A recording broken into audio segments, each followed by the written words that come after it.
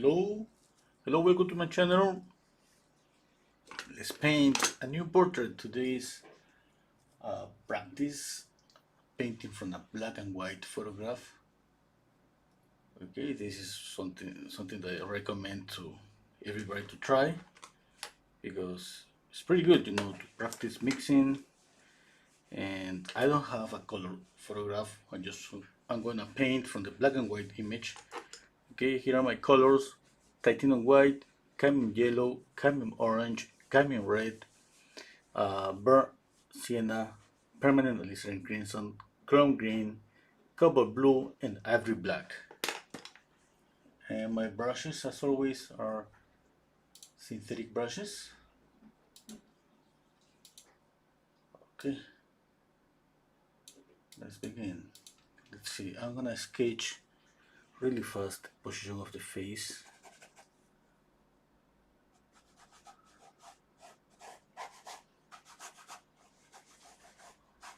Okay, it's around here. What I love to do is always simplify with simple geometrical shapes. Okay, this is kind of, let's say, the light area. I mean, not completely light, but this is a really dark shadow here. The neck is around here.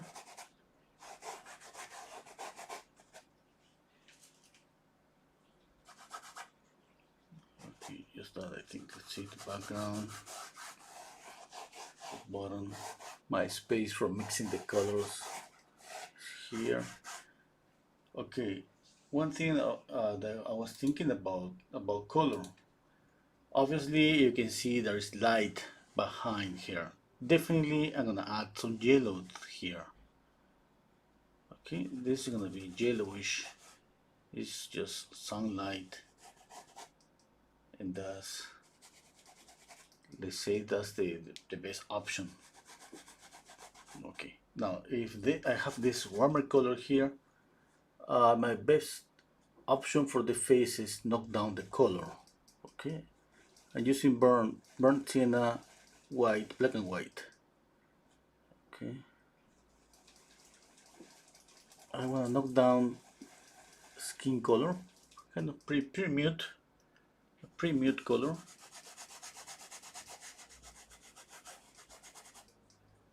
Let's see, this is gonna be for the light.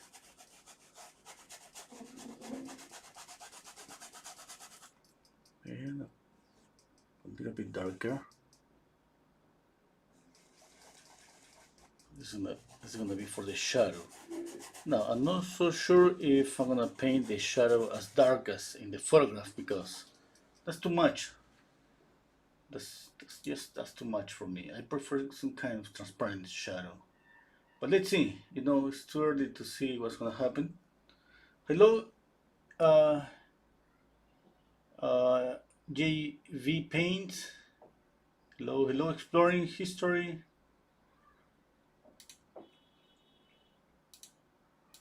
Okay. Now I have this mute skin color here. Now you can see that the value is not even close because this is almost really dark. I gotta decide the color for here. I don't know what this was, sweater. Okay, I gotta decide the color here and the color for the background. Looks like there is a window, and maybe this could be kind of greenish or bluish. And another thing that is gonna be if I keep the same value here, or I could make it darker. Why? Because I wanna create more contrast here. If I wanna see this light glowing, my option that would be darken up the background.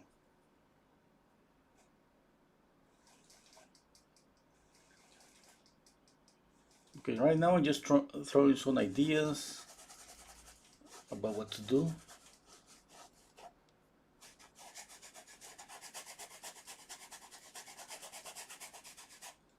Okay, I'm gonna draw a little bit of the features. Okay, let's see the top of the head, the bottom of the head. Okay, the eyes are around here, center of the face. Okay, I can see a little bit of the eyebrows. Let's see if I can measure. I always try to have a structure measuring, having a Canon. Usually on the Canon, they measure the distance from the brows, the eyebrows to the base of the nose is the same from the base of the nose to the bottom of the chin, but it's uh, it's just to get closer. Okay, it's not perfect. You gotta check out always. It's better if you wanna measure. You can go ahead and measure. I mean, for example, measure from the eyes to the bottom of the chin on the photograph, and then compare here. Everything is a tool.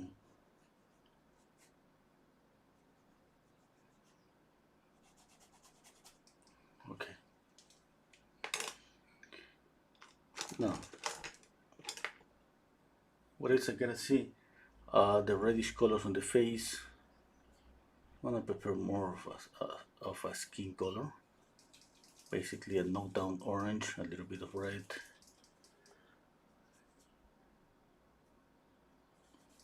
Okay. There is always some reddish areas on the face.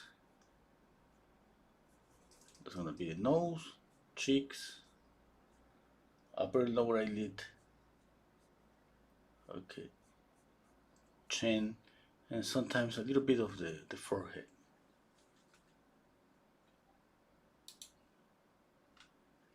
Hello, Monique. What is soluble? No, that's just regular oil paint. Hello, Joel.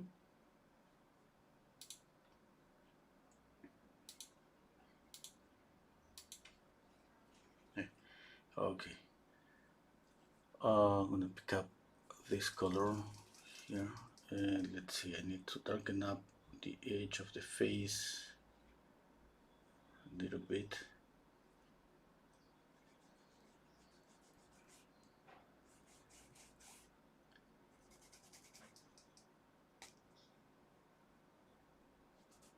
It's a little bit of hair here.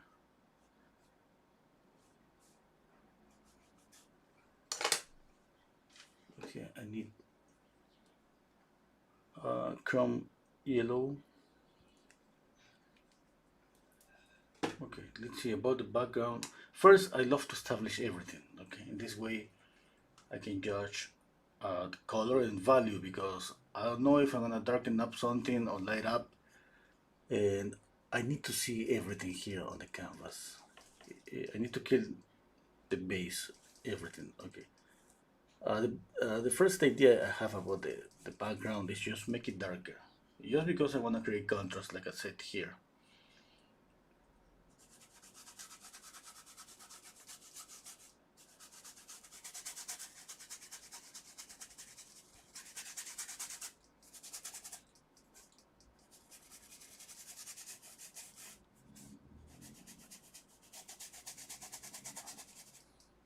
Okay.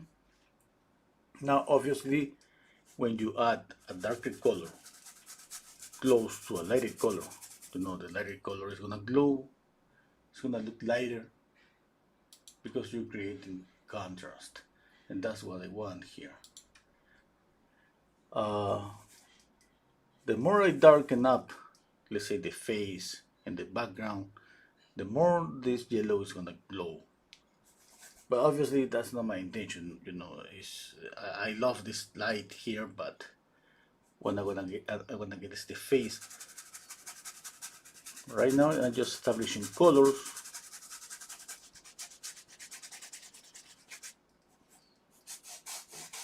I'm gonna use a little bit of linseed oil just to spread the paint faster. Okay. What about here? What about this? What do you think? I could add red.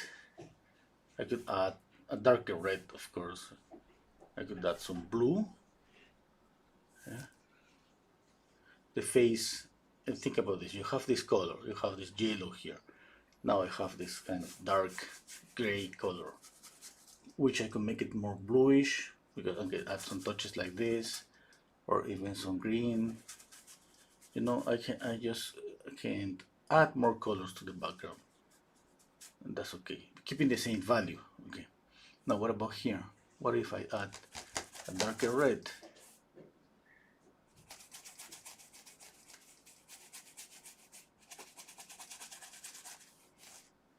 Mm, yeah, kind of. Yeah, I like it.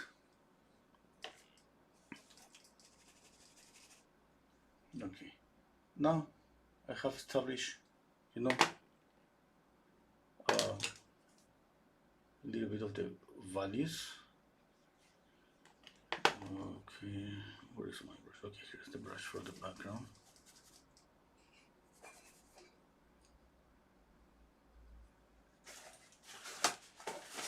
I'm gonna clean this portion here. The light is all on the shoulders.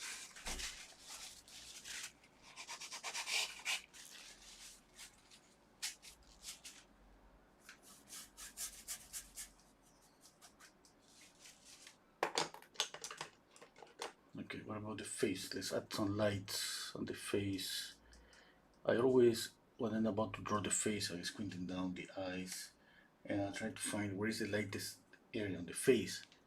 We can see so clearly here that is here, you know. Yeah. This is the lightest area.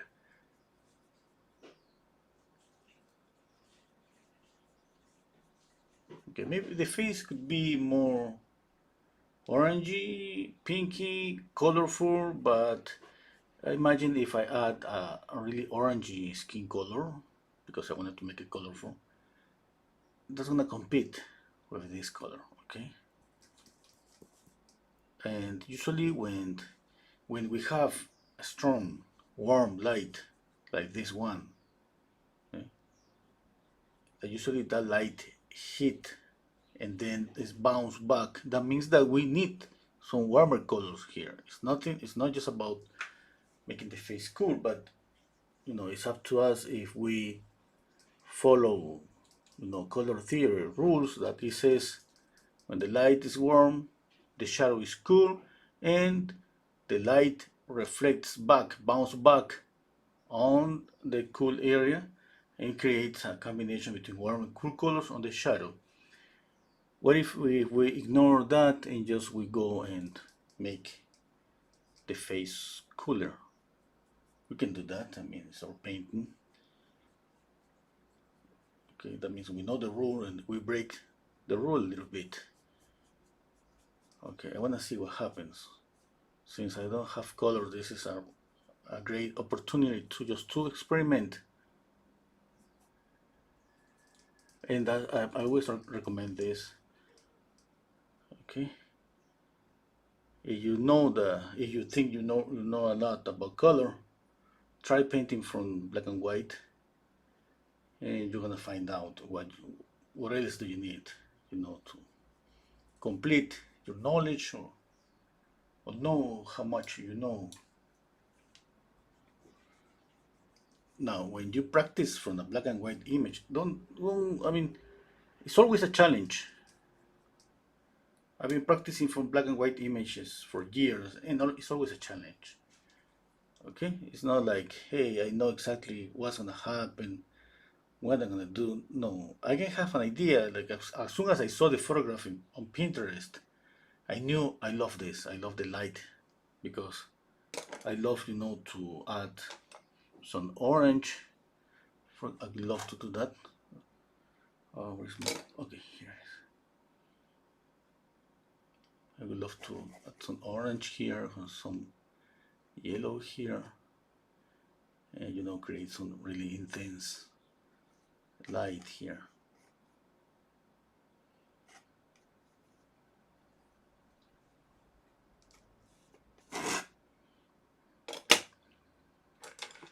Okay, let's draw the face.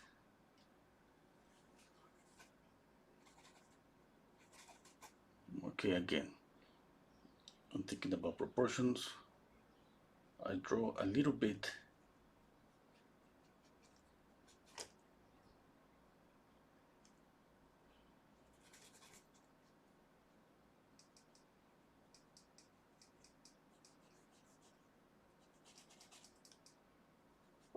Step back, check out. It looks like everything is. I have to reduce narrow here, the forehead. There are so many ways that we can approach, the drawing aspect. For example, I can just go with just lines, or it could be just shapes, like a more painterly approach, or let's say a sculptural approach, just with shapes. I can just concentrate just in this portion and think about this shape, and then concentrate just in this portion and think about, for example, distance between the eyes. I know there is one eye between the eyes. In this case, I see that she has, I think, smaller eyes, or she are just more separated one from each other, and then I see the distance here is more than one eye. Another thing that I used to do is I make a 45-degree angle here.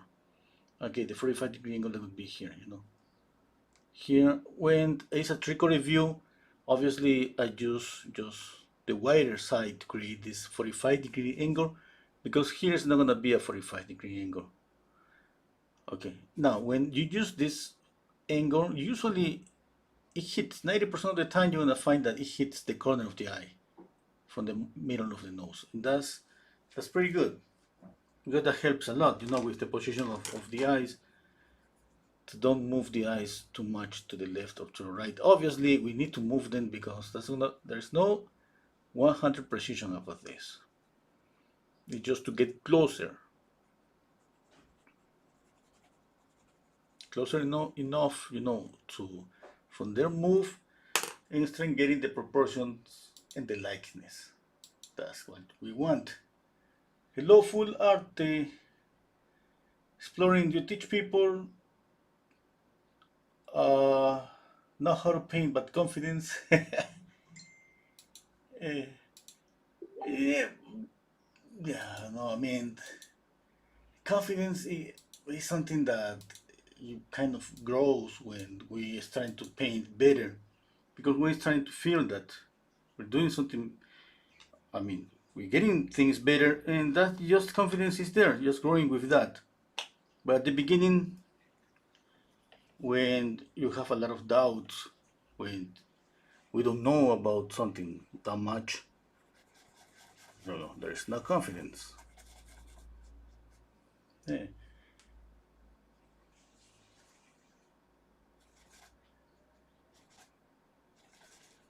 Okay, let's draw again. I go with the eyes again.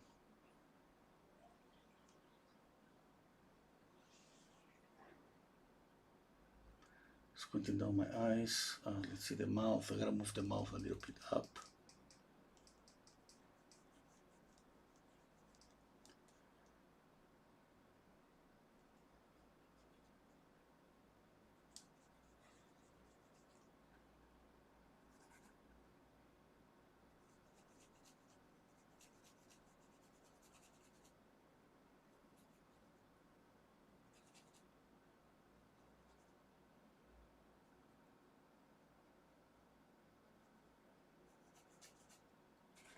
No, it's like when I was taking my son to the swimming pool.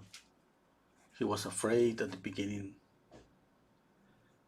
He was afraid even to get in the water, you know. And we always look for answers, like, what should I do? And I know what should I do about painting. Like, you just paint. It's practice. Stopping to think, I mean, kind of doesn't help in painting. It's just we do, and we start painting, and we don't paint okay. Yeah, I mean, that's we gotta just be aware that our first paintings are not gonna be okay. That we're not gonna have confidence. Yeah, but that's normal. That's difficult to know, but it's like my son. I taught him. Just you gotta get into the water and practice and practice and practice.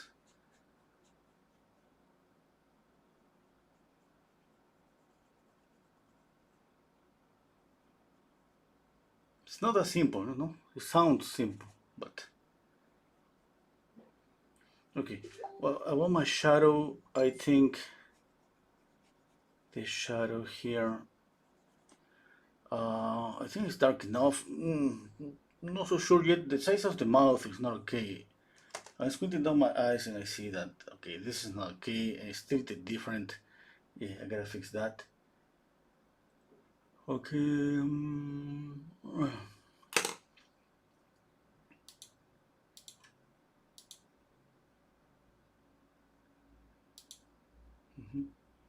Hello, Sylvia.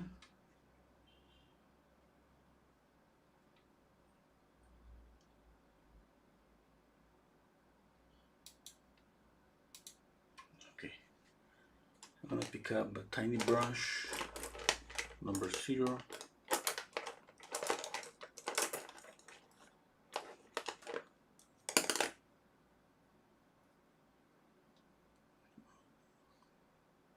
Just a second, just a second. You know, I have this brush, number 0, but it's you know, it's starting to kind of fade out. And I'm just doing this with my fingers pressing to make it pointy again.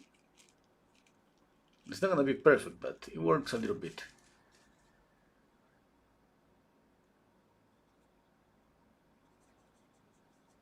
And now with a little bit of oil paint, it's gonna be pretty pointy again. Oh, let's see.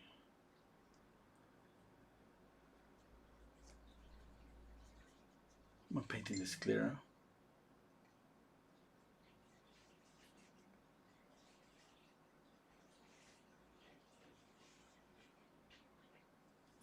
Okay.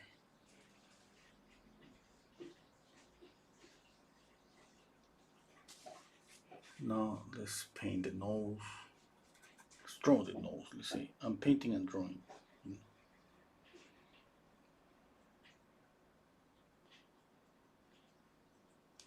Shadow.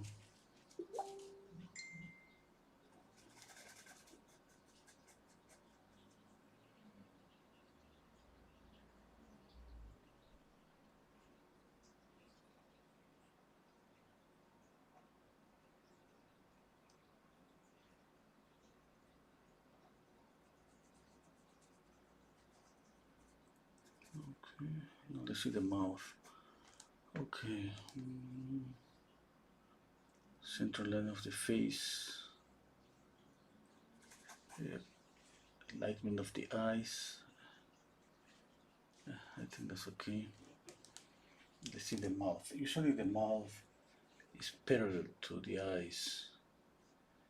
Okay, in this case I think it's not that perfectly parallel because I think she has a little bit of a smile. Or just maybe it's the light here that looks like a smile.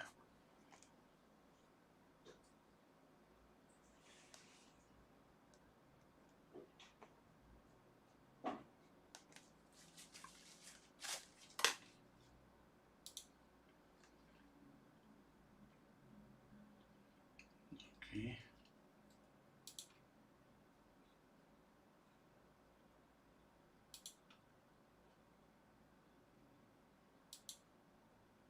I'm stepping back and I'm squinting down my eyes. Let's check out. Okay, okay. Okay, I'm gonna add more light, more yellowish light around her shoulders. Okay, let's see. Like this.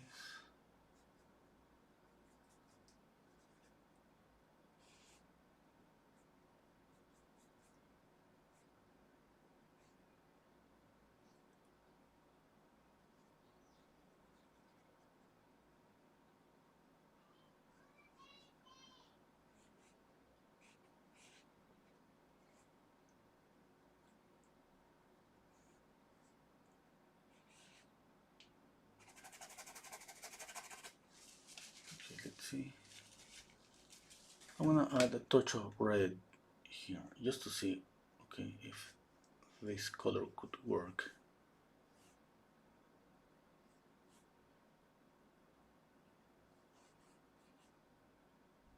And this is crimson for the shadow.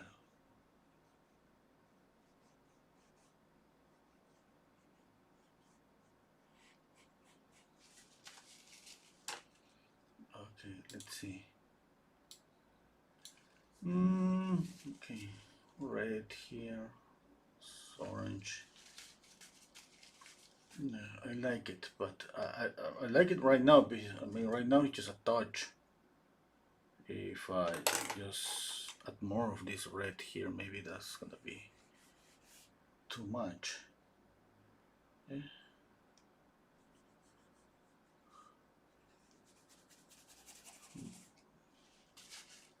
Don't know right now. I like it, but I gotta see more. I'm thinking right now about the shadow here. I love this soft shadow, and at the same time, I would love just to, make some of this light get here, some reflection here. Okay.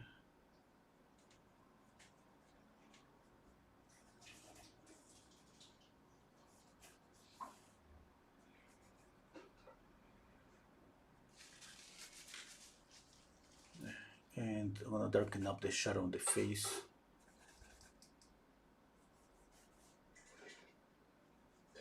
Let me see. No, I don't like it. Yeah, I don't like it. I mean, I see that's darker, but it's too dark. I think it's too dark. Anyway, let's continue here.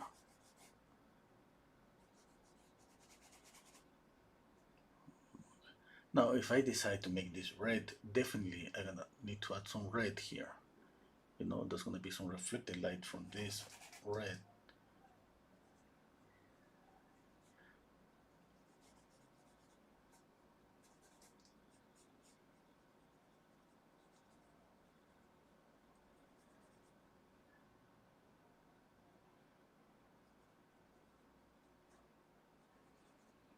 Okay. Let's continue with the lights. I'm gonna push these cool lights a little bit more, but let's see how much I can make this light blue work as a light.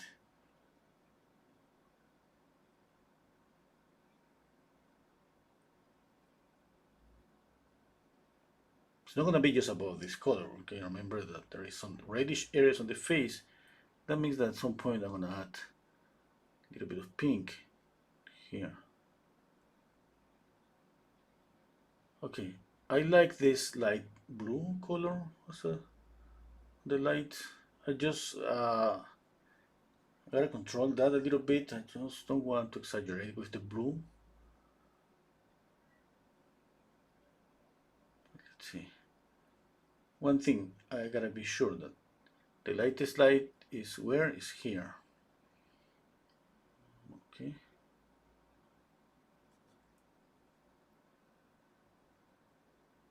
Okay, the lightest light is here, and that means that the light is not that bright in this area, and the same is not that bright here.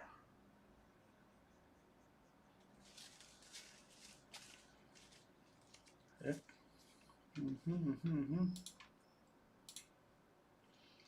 Hello, Donaldo.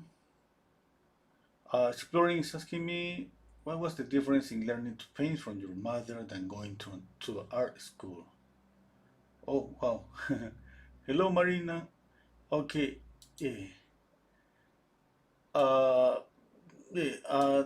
The difference is like my first one clear difference is like my mother. She's not a teacher. She wasn't a teacher, and she basically she painted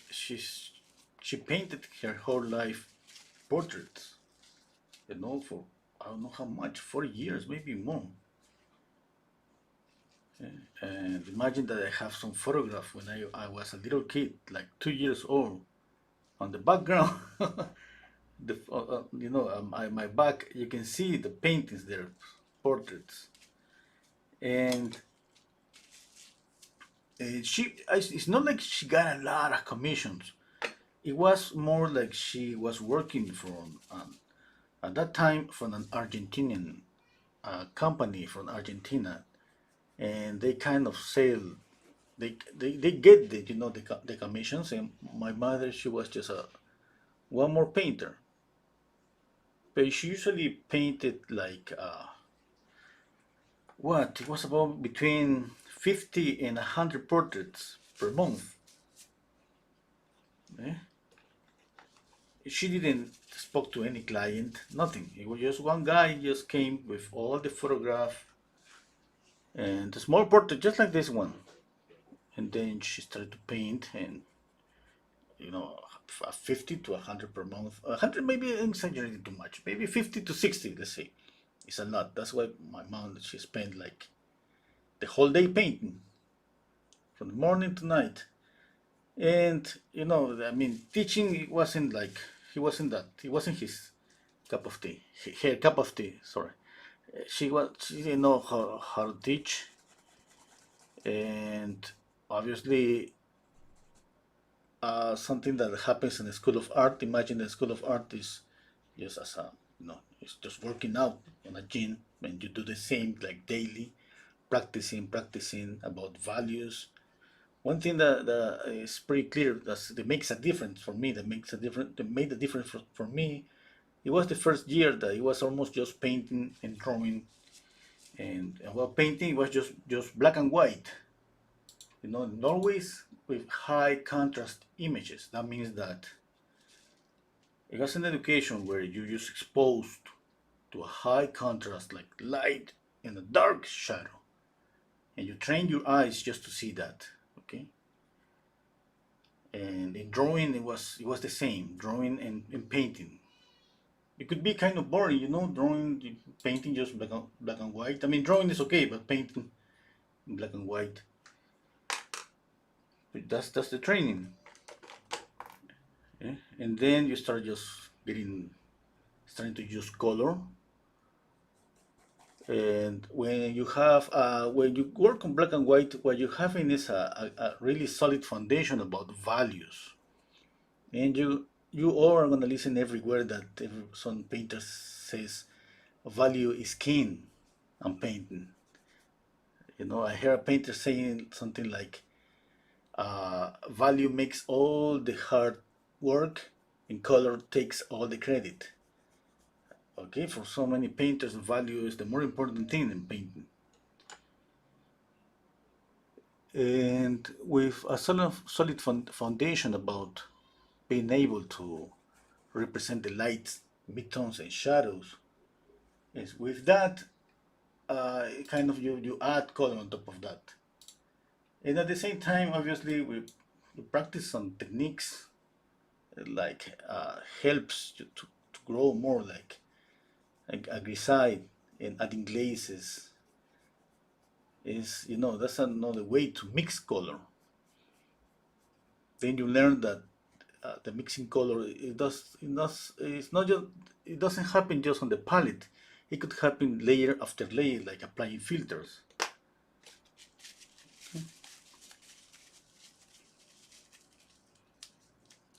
Yeah.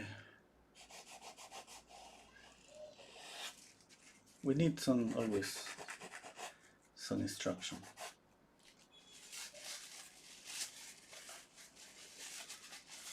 I'm using just paper towel.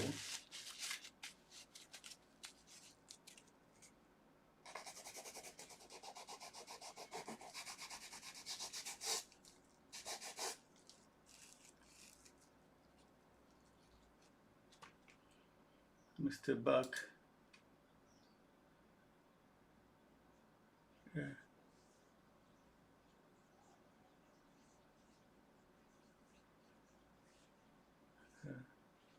And to stop speaking about my mom, she studied art in not in the capital, here in a small town.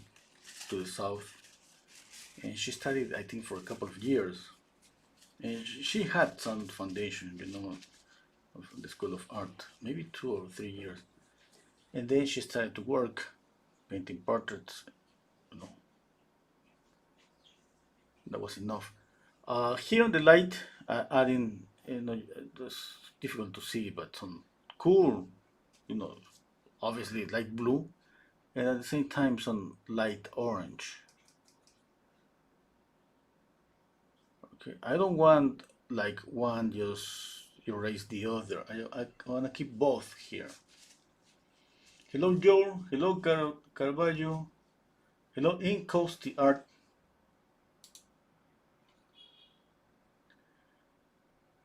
Okay, hello Cheryl. Wondering you also do live drawing, painting, love the light in this one. I have a channel from drawing.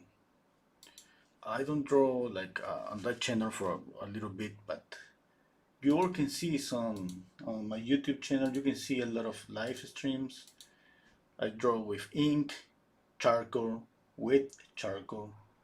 I'm gonna just put here the link, okay?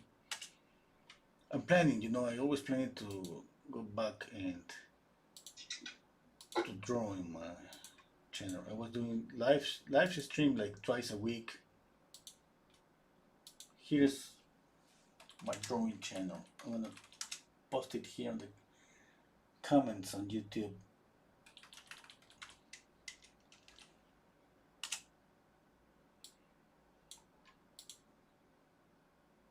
Yeah, I don't know if you can see it.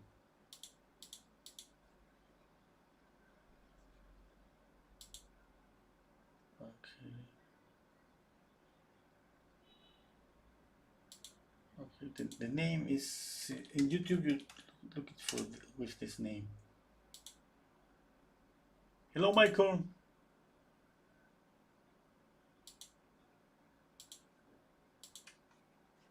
Okay. Let's see the head.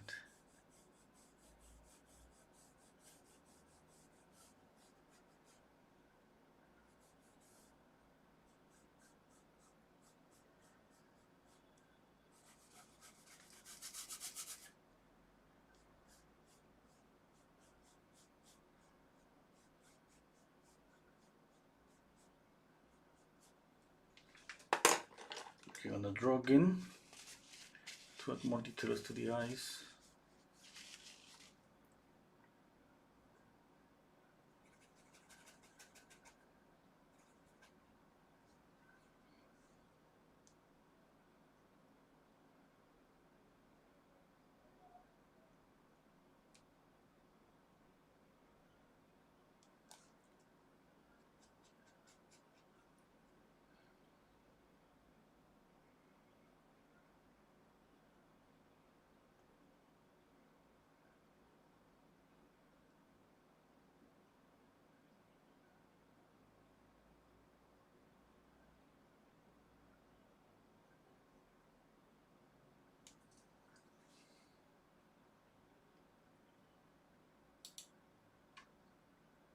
Okay. Oh, I need a different brush. Okay.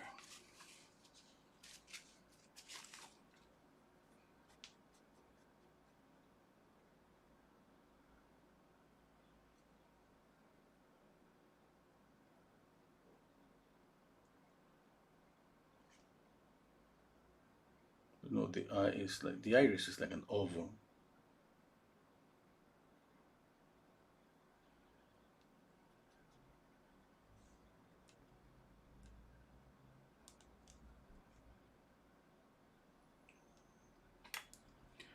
Let's see the other eye.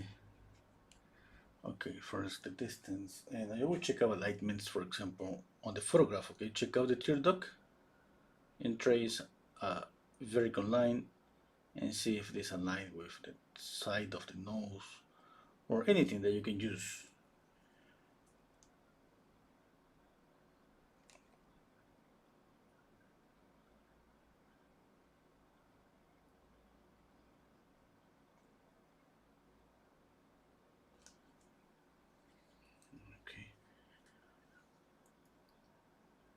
I'm using two tiny brushes, both are number 00, 00.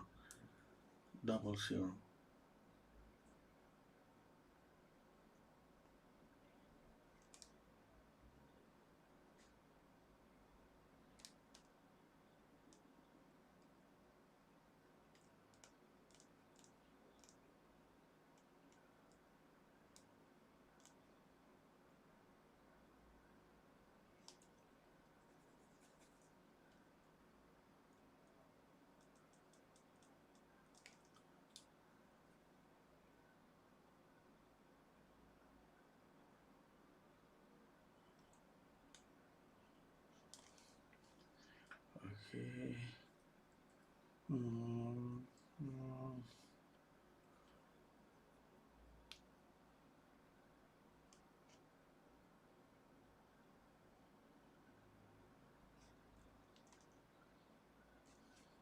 Let's draw the mouth.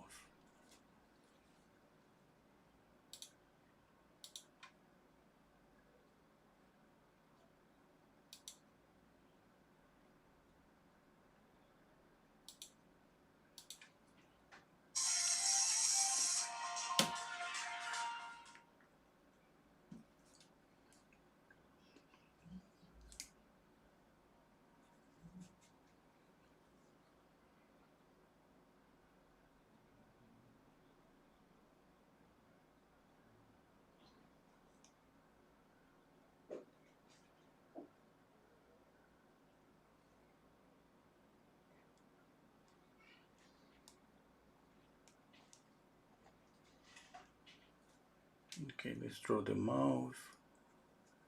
Let's see. Again, I'm gonna check out for some alignments on the photograph. And it looks like, I'm gonna check out again. Looks like here, this portion of the iris is aligned with the corner of the mouth.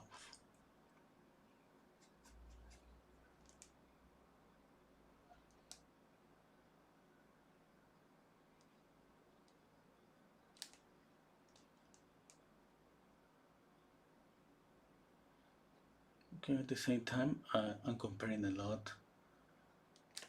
At the same time, I have to remember the photograph next to my painting. In this way, I can use what is called this method side size, which obviously make this pretty easy.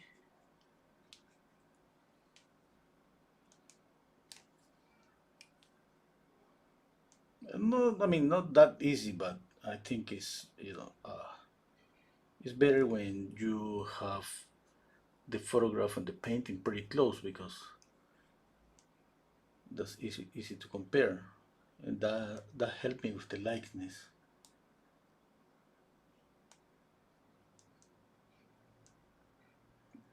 And obviously, you gotta move your eyes to see the photograph and the painting, and try it sometimes.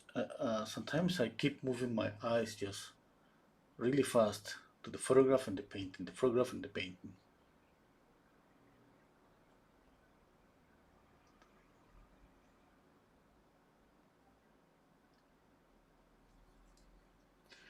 Okay, okay, this eye is not okay, but let's continue.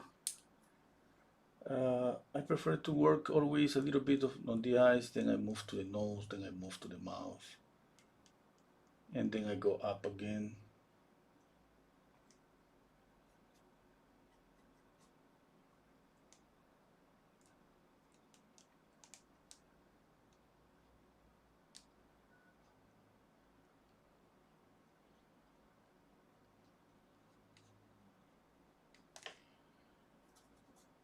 Okay, let's see a little bit of light here.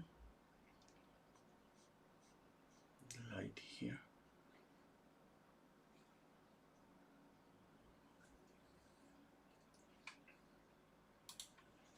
Okay, stepping back and squinting down my eyes.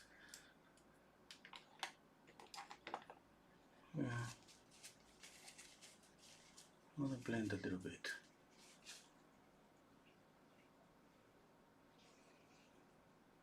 No, something is not okay with this eye.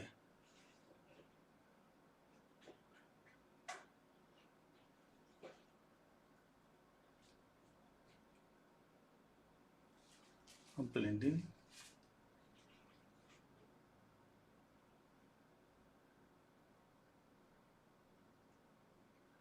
I'm thinking right now maybe that I should darken up more the shadow.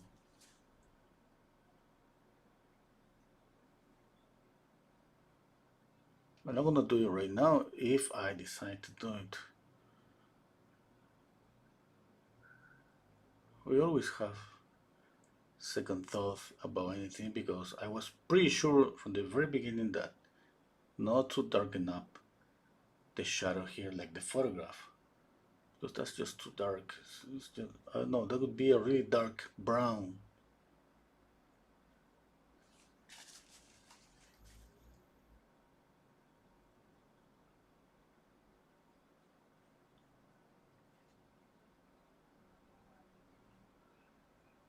Or what? Or could make it a dark purple, maybe.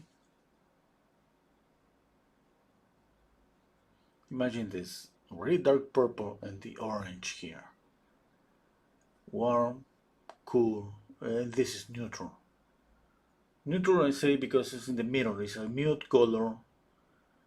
No, you can, it has some light blue, it has some orange, mute orange. It's kind of in the middle, kind of combination, you know. It's no warm warm, it's no cool cool.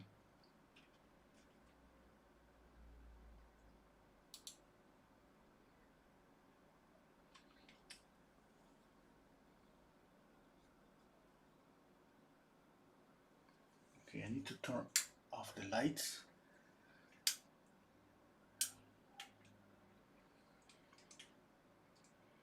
Okay, and right now I'm gonna check out just values.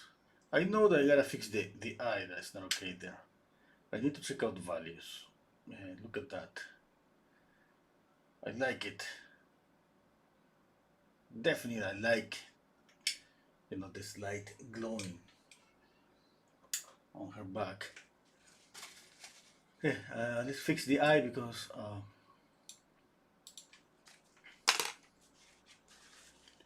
I don't want to think about drawing for a minute while I'm thinking about values. Okay, I gotta just make this more like an oval.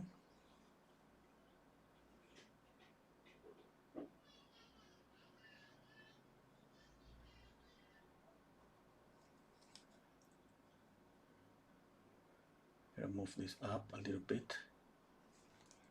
Yep, that's better.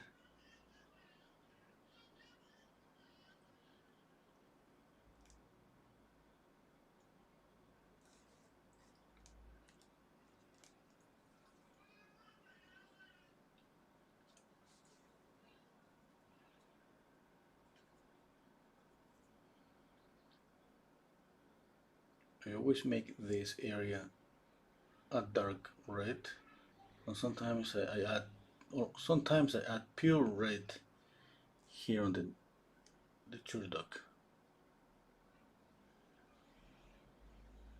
Sometimes it's a dark red, sometimes it's just pure red. You gotta see if the color is working. But remember that this is the skin color in shadow. The skin is not darker in that area.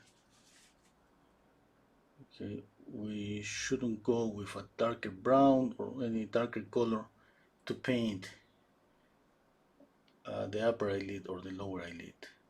If we see that dark, it's because of the eyelashes and because there is a shadow. There are some cast shadow from the upper eyelid.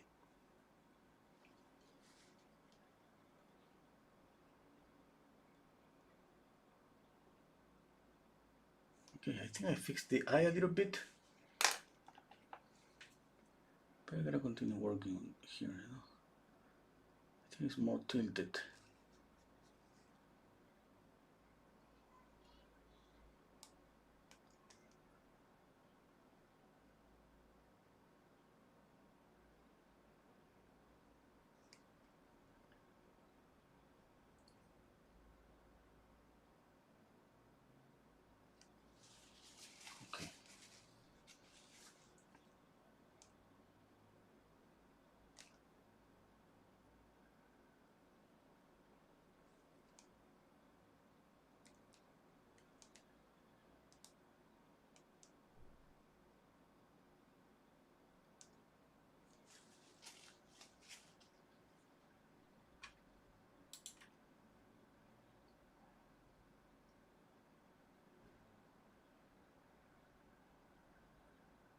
Okay, okay. Oh, stepping back, squinting down my eyes. Yeah,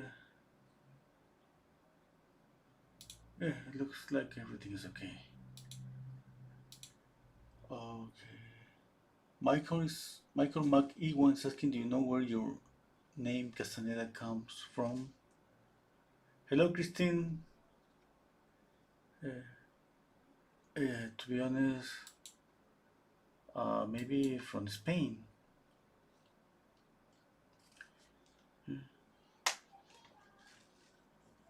You know, here in Peru,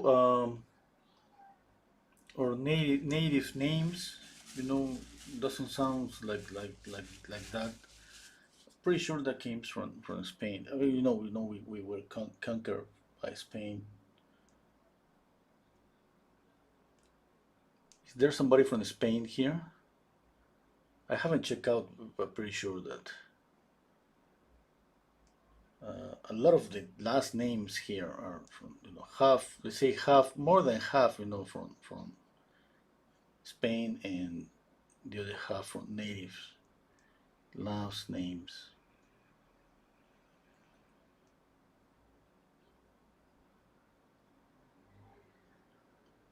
Yeah, but I'm pretty sure it's not a native Peruvian last name. You know.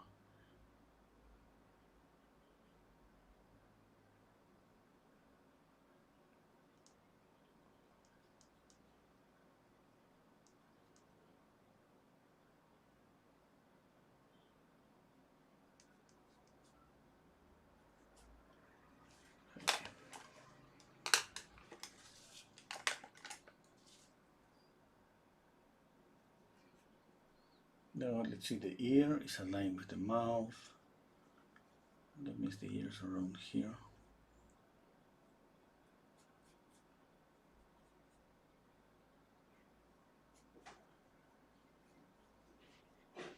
A little bit of orange. See a little bit of orange here.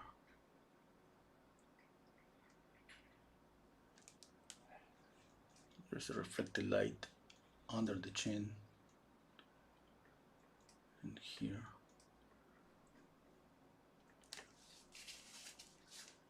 I need to add a reflected light on the neck.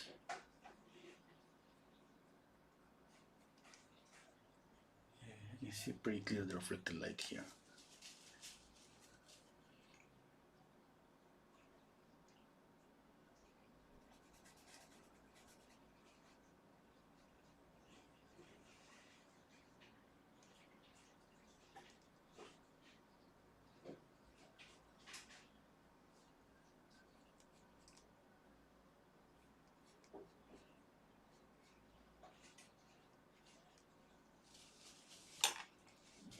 Okay, one thing I want to do is soften this shadow a little bit. Let me see. Yeah, I prefer this instead of seeing this sharp shadow here.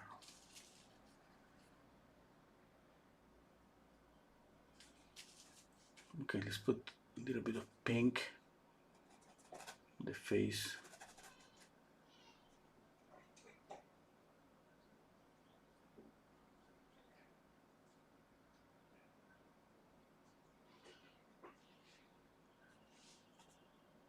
Mixing permanent Lyserine crimson, cadmium red, and white. Okay, and clean the brush, and I realized that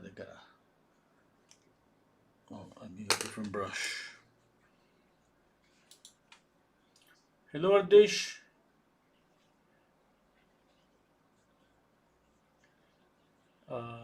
Sylvia is asking me, could you tell me the measure of your painting in centimeters? Yeah, of course. Let me just measure what I have here and something to measure. Wait.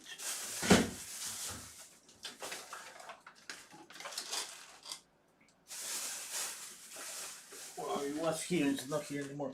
But let's say it's 25 centimeters by 25. Yeah. Hello Ardesh. Hello Nostalgica. Hello Sharon. Thank you. Okay. What I was doing? Oh, I realized that I got an error on this side of the face. I'm mixing chrome yellow and white. I didn't realize that my brush it has a little bit of paint, and the color is kind of milky. I gotta just mix here again. Yeah, that's better.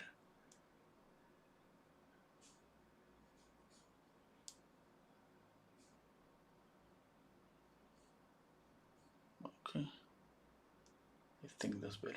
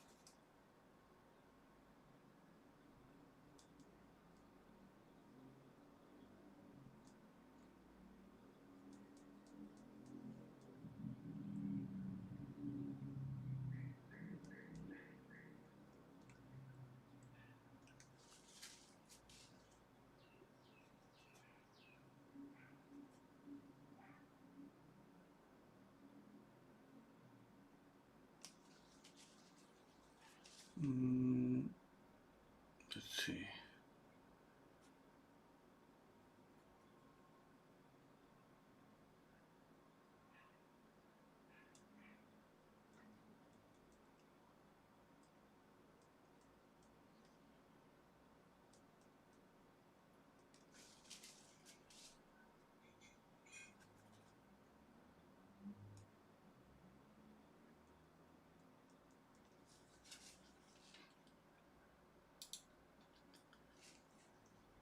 Okay. Ardesh, you see her expression is spot on. Great job. Thank you.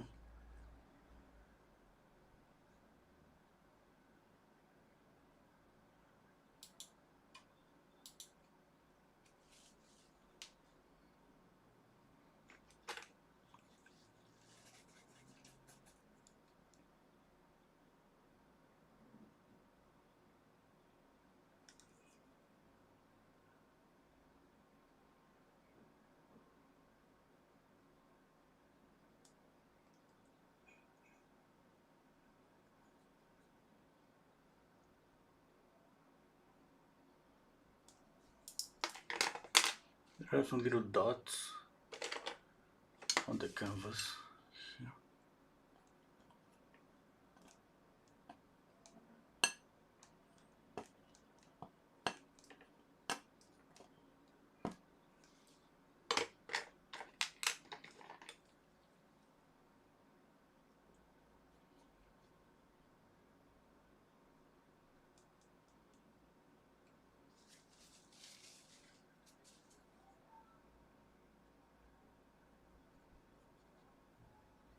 I'm zooming in the photograph to see. I see a little bit of light here. Yeah.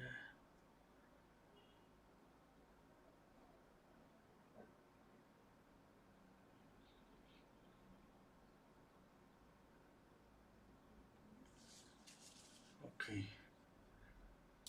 Let's step back. Yeah, I like it.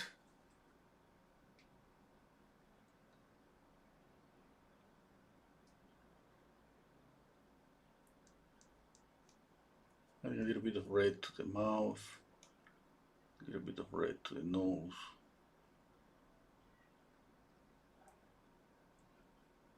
bit of orange here. Okay. A little bit of saturation on the shadows always creates some transparency.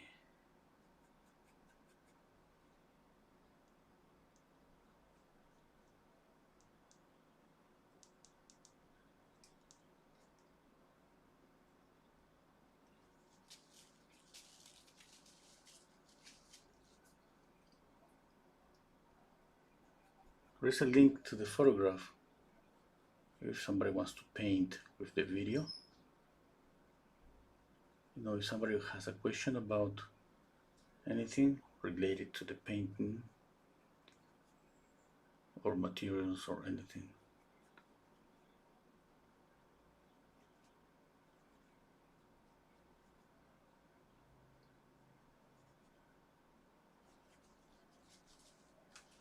Okay, I'm gonna add some. Let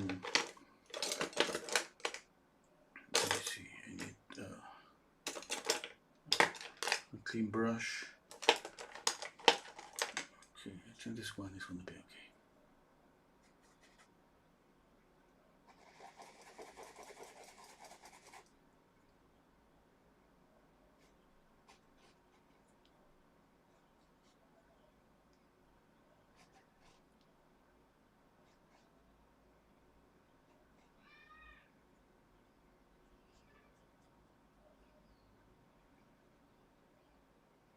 I need to add a lot of paint to create the light here and here too.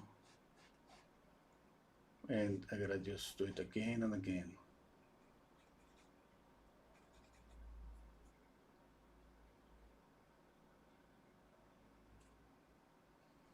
Okay. And even I'm gonna use my palette knife to add some color here.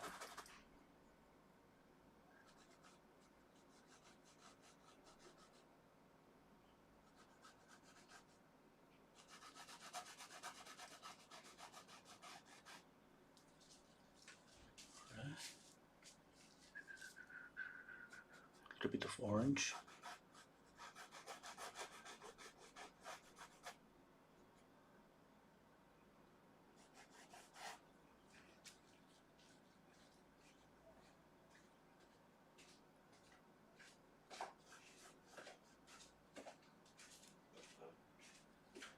Uh-huh.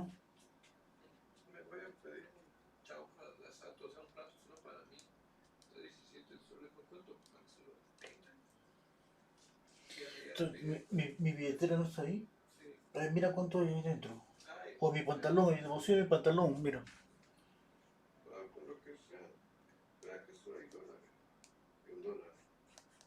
En el bolsillo de mi pantalón. Sorry, that was my son. Asking me for money. I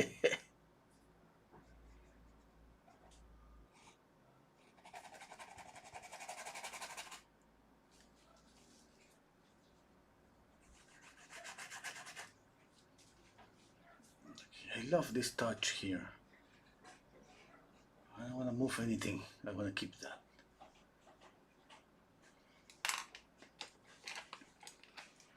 Touch there and a touch here. Yeah, well, okay, I think that's too much. I'm gonna leave it there. Let's see, let's continue painting. But right now, as soon as I lay down that reddish touch, it just, I mean, to get this kind of reflected light, this has to be completely an intense red, and it's not. Okay, what about the background? No, I mean, if I make it this darker, the light is gonna just glow more. Okay, simple as that. But I should go darker. Or what about if I go with more saturation? Okay. Somebody has an idea? Sylvia is asking me, do you prefer to paint in medium canvas, not big? To be more precise. Yeah, this is more for Well, I love just to work in smaller canvases, but uh, mm, it's you know that when I mean painting is my work, and let's say if I got a commission, usually the client used to say I want this painting like this big, uh, and I gotta say okay, it's just that I have painted huge portraits and I have painted really small portraits. Well, I prefer, to be honest, I don't know. I mean, for YouTube, obviously, smaller portrait is pretty nice. It's faster.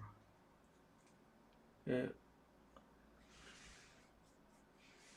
I'm adding more blue here to create more contrast, color contrast. Just here a little bit and here a little bit.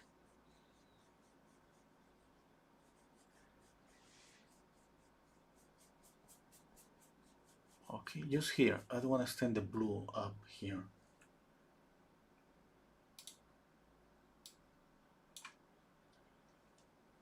You know, I like it. Mm,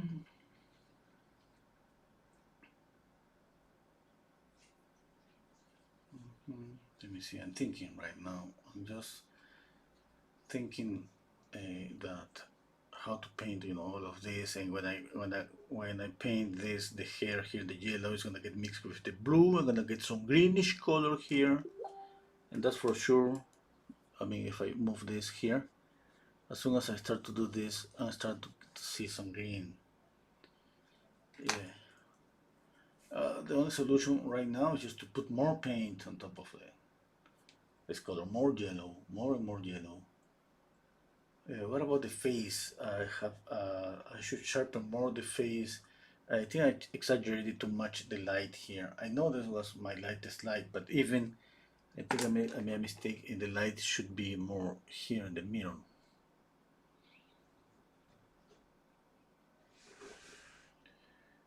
Yeah. I'm gonna think about the white of the eyes. Uh, okay, what else? What about the neck? I think the neck is too thick. Oh yeah, yeah, yeah. Yeah, you gotta work on that.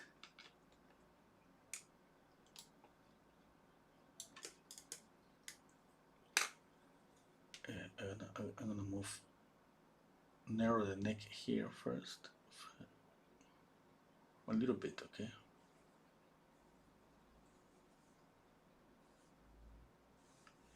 And then here.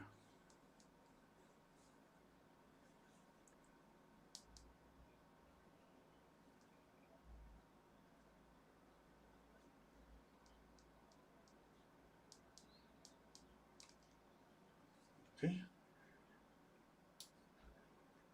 okay, that's better. Okay, maybe a little bit more.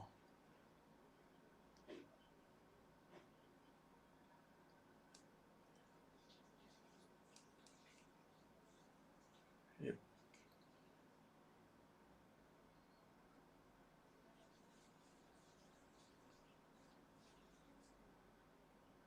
I don't know if you can see the green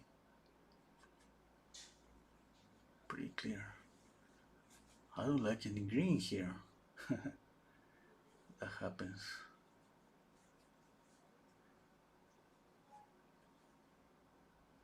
I could make it brown, and as soon as I mix the yellow with the brown, I'm gonna get some orange. But I don't think the brown is gonna help to create more contrast and color.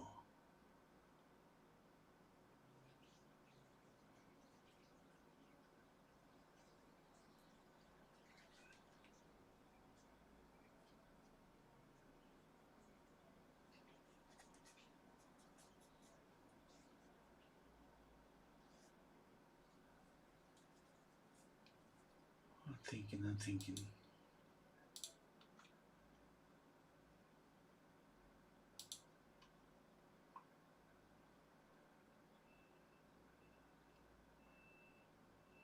Oh, thank you, Sylvia.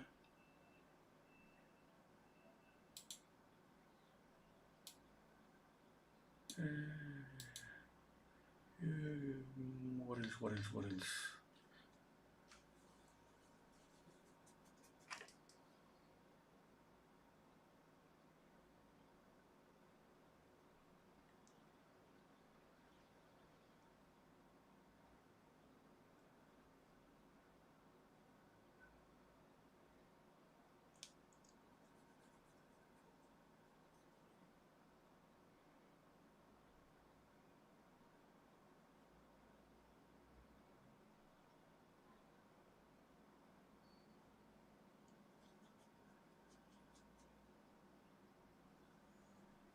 I need to zoom in here the photograph.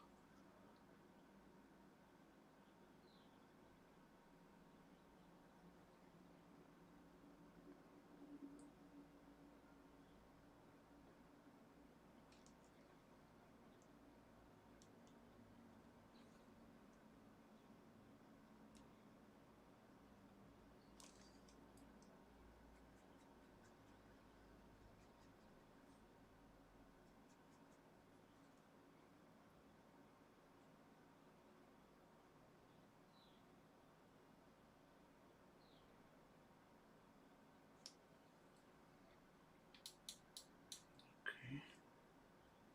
I love this dark, at least and crimson.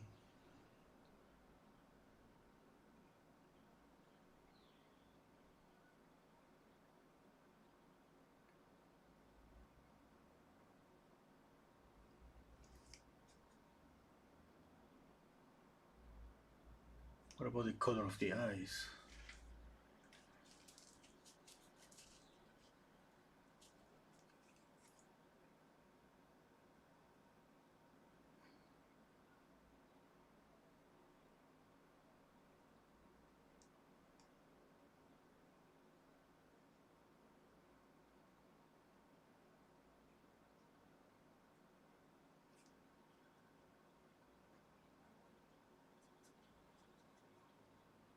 Any ideas?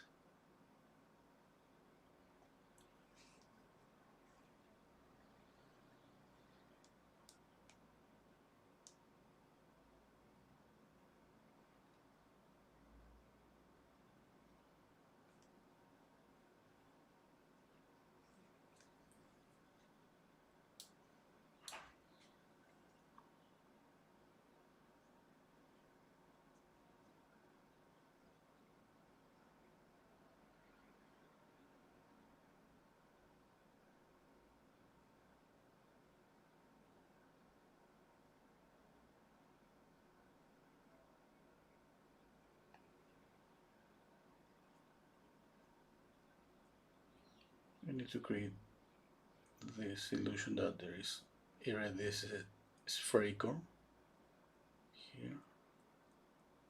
Like imagine that you're working on the cheek and you need to make it rounded. It's the same here, this here and here. It's kind of, it's a little bit, let's say, swollen. I think that's the more tricky part of painting portraits, to get the volume on every tiny area. Like here's the same in this portion, and here.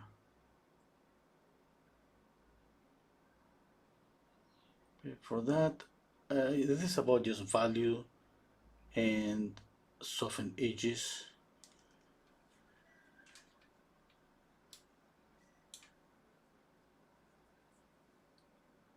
Okay, I think I need to darken up the shadow here. I like it, but I should make it a little bit darker. Let's see. I have to soften this edge, to create the illusion that this is thick. The skin is thick there. It's not flat.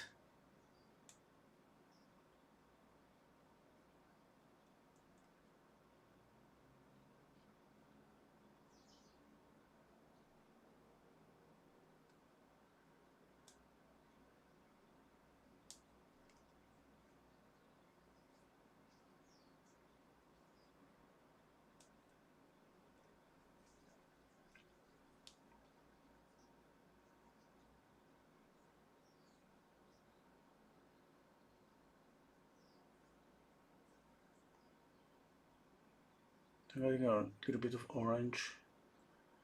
Let's see if that works. I think it's too bright.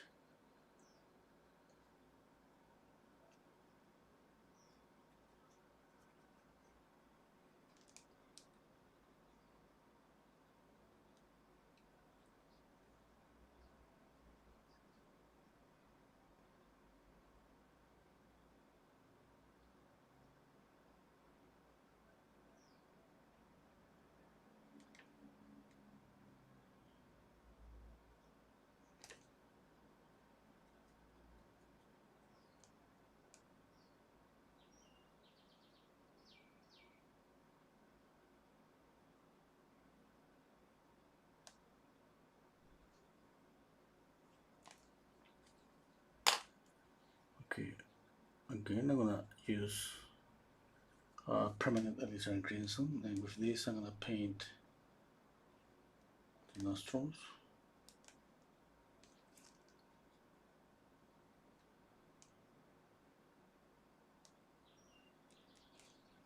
Wow, that's too reddish. Okay, I'm gonna knock it down with a little bit of burnt sienna.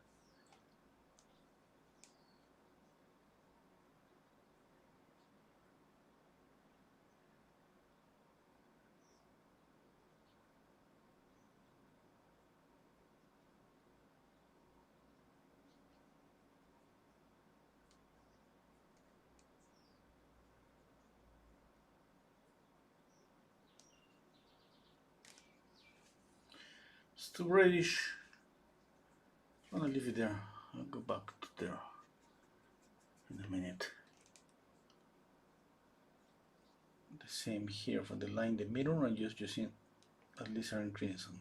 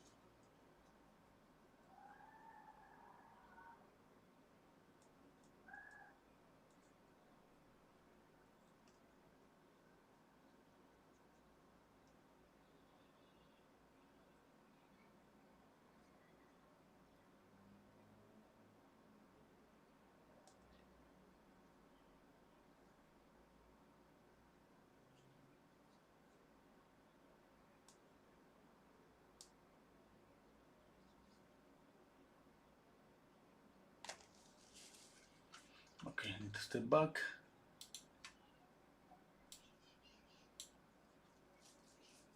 I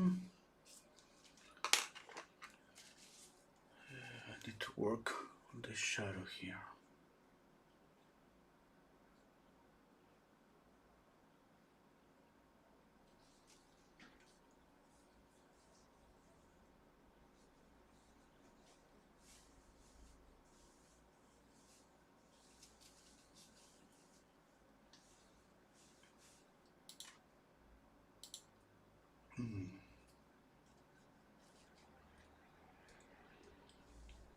Okay. Hello, Mary. Mary's saying she looks like the sister to the little boy we painted not long ago. Freckles. Yeah, I think I remember that.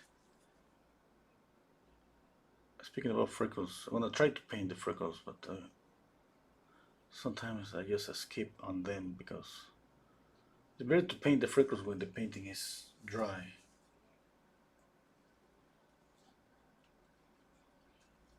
Oh, Monique saying, I'm working on my drawing from last night. Your painting of this little girl is just gorgeous. Thank you. Another image from the movie The Witch. Oh, this is from the movie The Witch? I didn't know. Oh. Okay, Nadia, bye.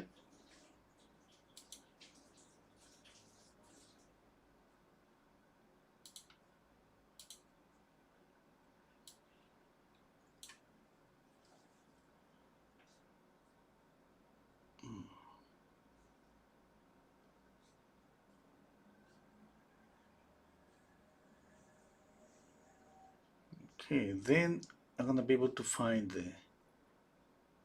the colored photograph because I just did find the black and white version, and I did look for the image in Google Images and I couldn't find the colored version. And now that you're saying, Monique, that this is from the movie, definitely there, obviously, there is a colored version.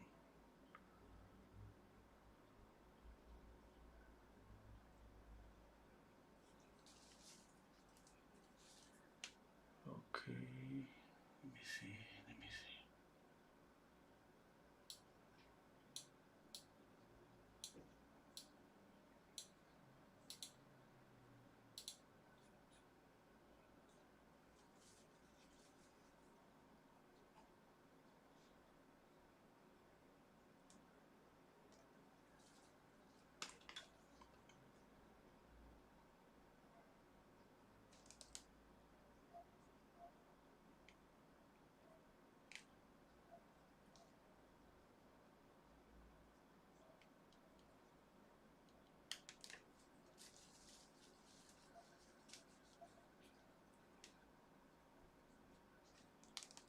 I'm gonna knock down this reflected light.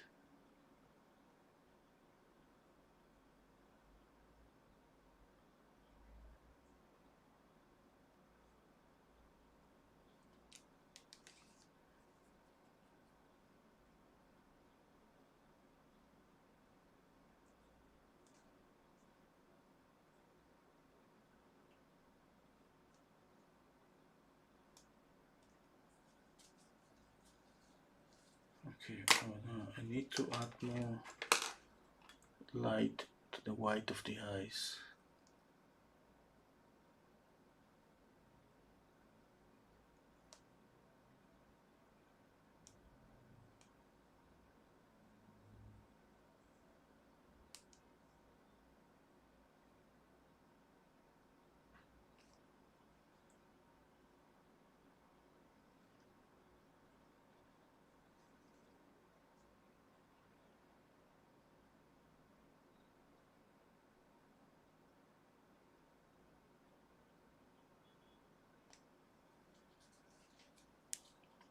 Okay, more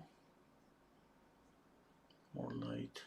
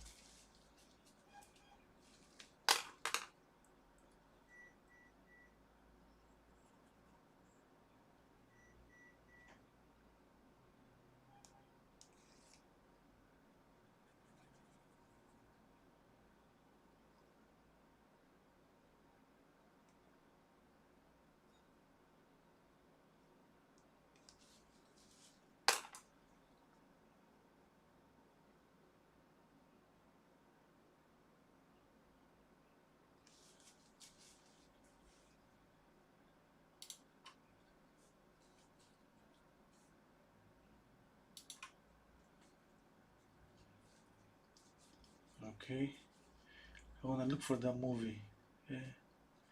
Sharon is saying, I think blue for the eyes. Yeah. Yeah, blue is a good option. Let's see if I change it. I added some, just a little bit of yellow on the eyes. I need to light up here.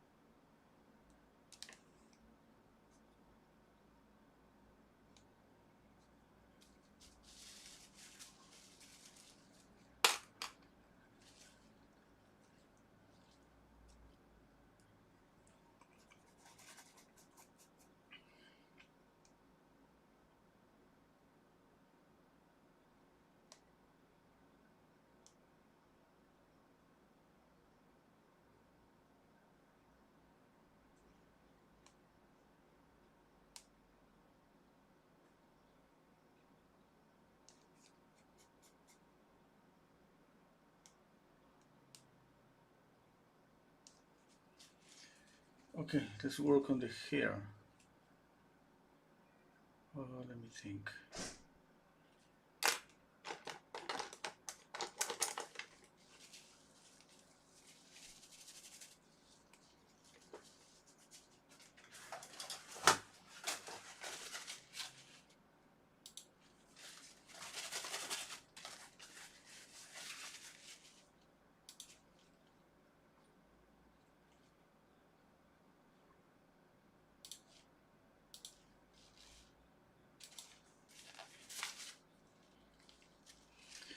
Let's paint the hair. I need a brush like this.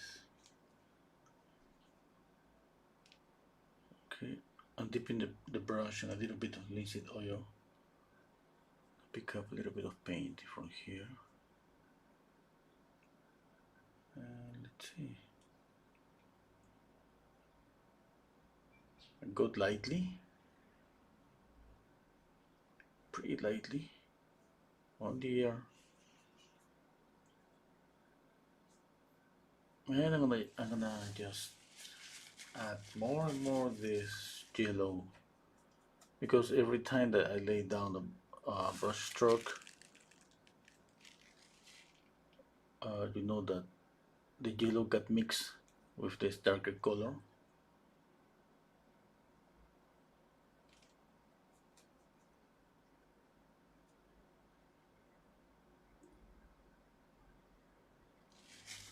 Let's see, I'm gonna clean up this. Mm.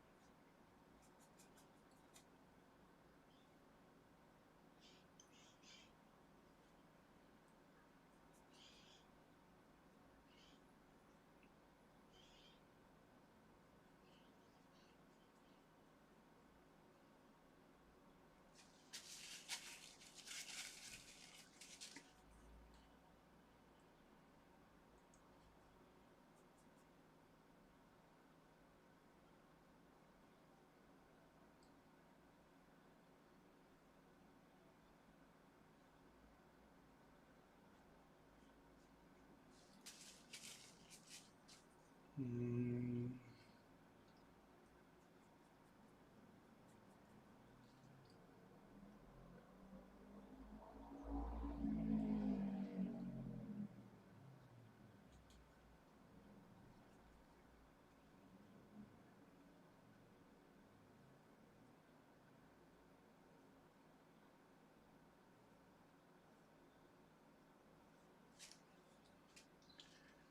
I need more white.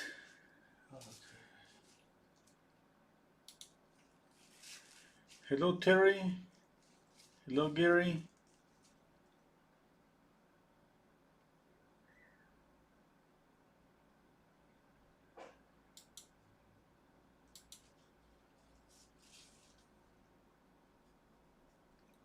A little bit of linseed oil.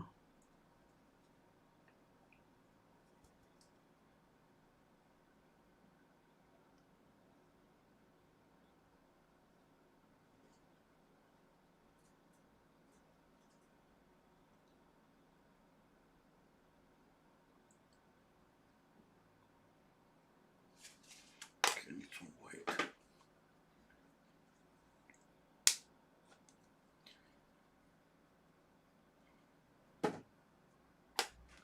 Okay, one thing, I mean, I see it light all over the head. Okay, I'm going to,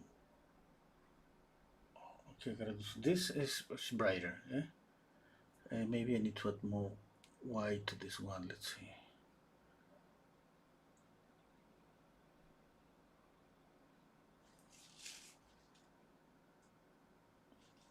Okay, a little bit of white here too.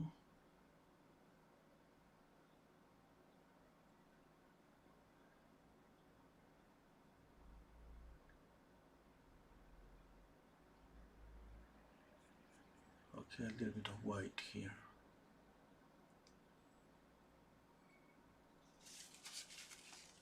Okay, what about if I add some just orange here?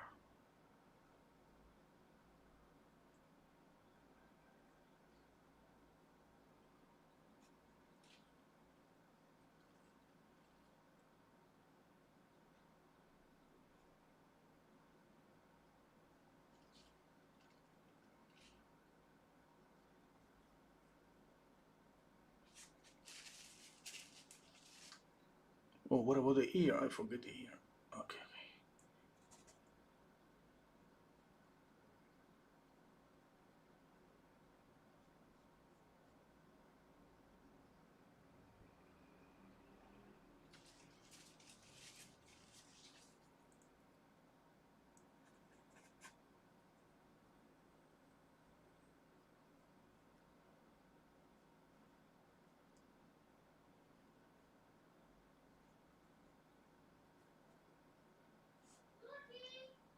A little bit of burnt sienna. Just pure burnt sienna.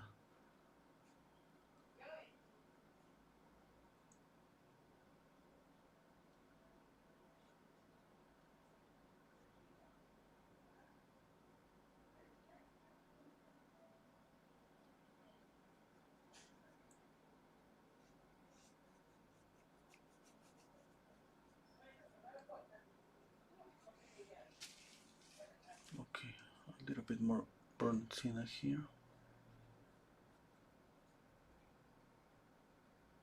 Soften the edges, always soften the edges.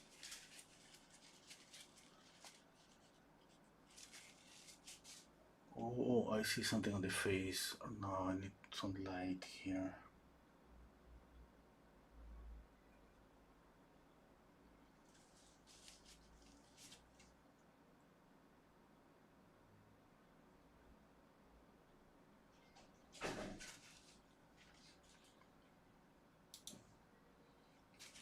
Okay. Oh, thank you, Terry. Thank you, Jennifer Faria.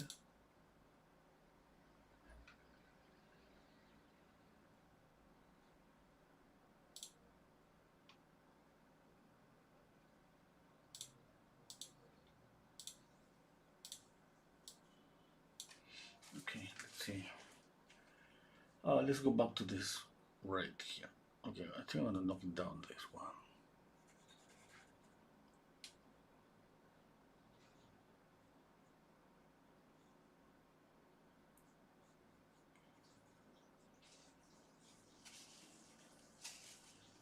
Okay, what about the light here? Another thing.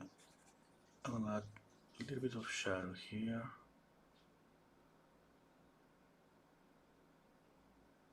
the light. Remember that the forehead is turning. Even if, let's say, you don't see, it looks like the light is going to the edge, and even sometimes that we don't see the shadow here, we gotta add that shadow because that's the only thing that's gonna make the face just turning and looks rounded.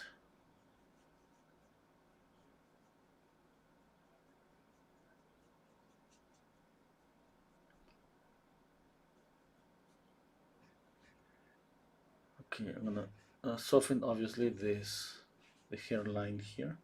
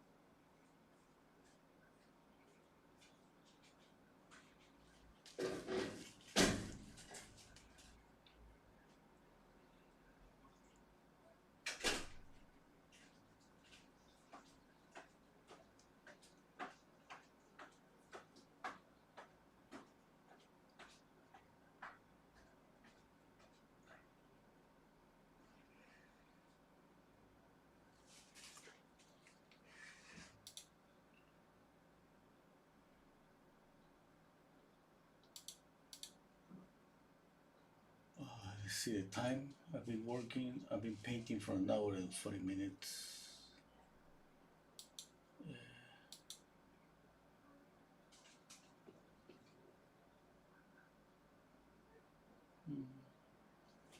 Let's see. I'm gonna turn off my lights.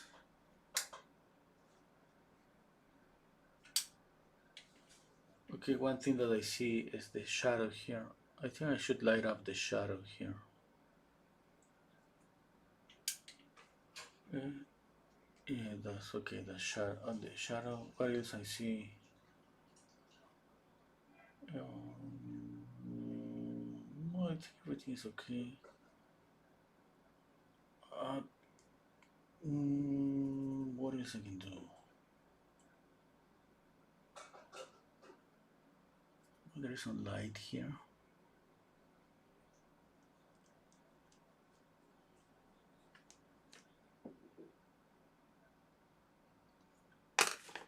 Okay, I'm thinking right now maybe some break up some something here. Let's say that there is no reflected light there. No.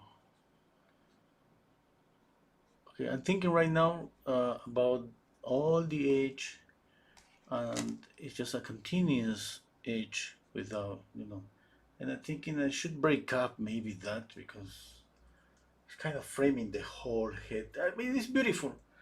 I think I'm gonna leave it.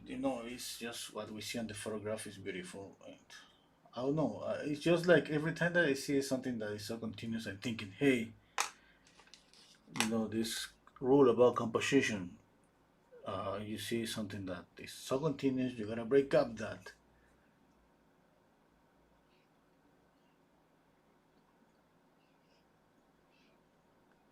I think I don't need to do anything here.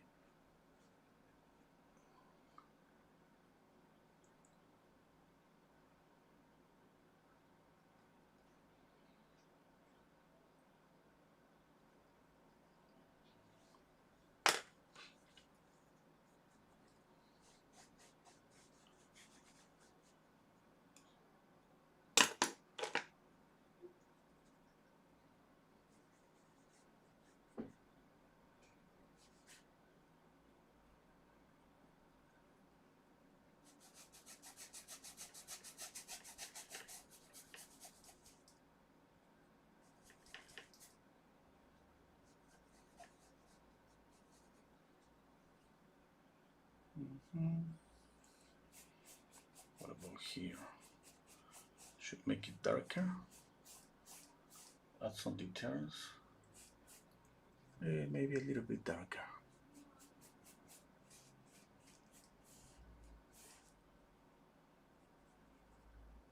Soften some edges.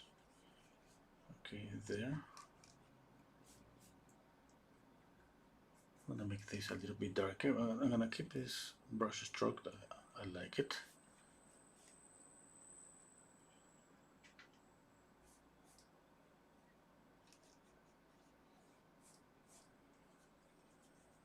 Okay.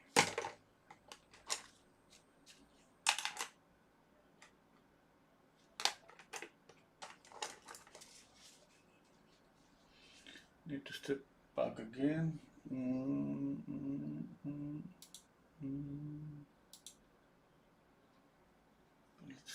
Let's see. Okay, I think I can make something here to make the face more rounded. A rounded face. See this.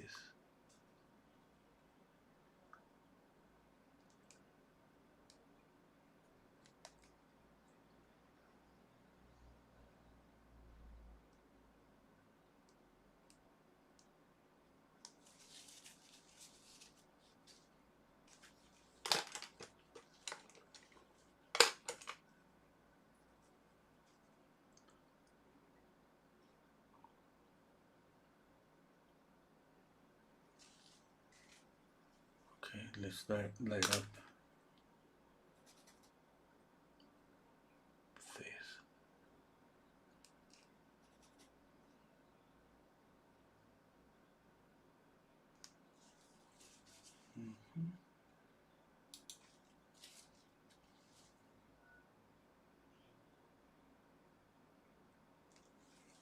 I think that's better.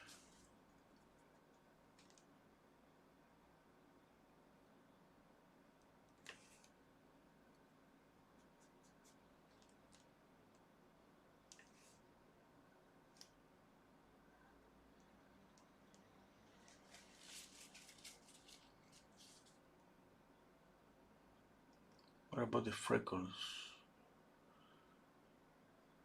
Okay, well, I try to insinuate some of them. Just a little bit. It's better to do it when I said, it's better to do it when the painting is dry. I'm just gonna try to do a little bit, yes. Okay, here I have this cool light, and at the same time, remember I need, let me clean up some brush, a light orange.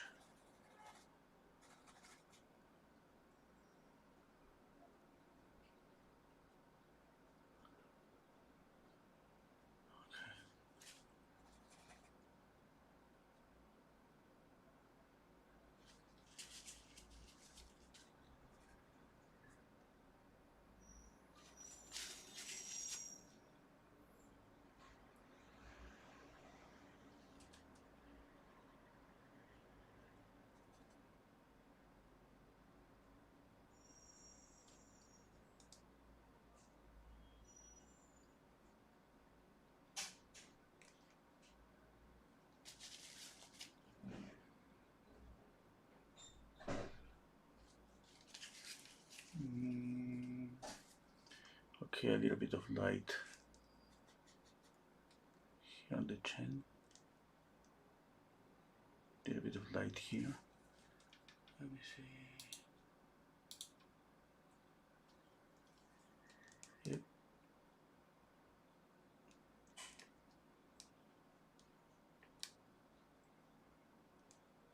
Feel free to ask me anything.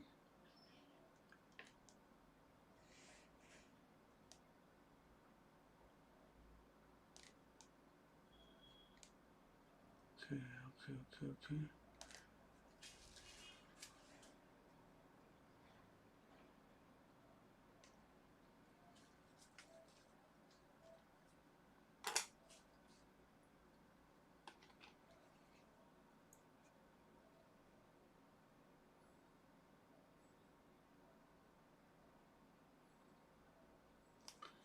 I gotta check out something. I have a Patreon account, and oh, there's the link on this on the screen. You can see the link.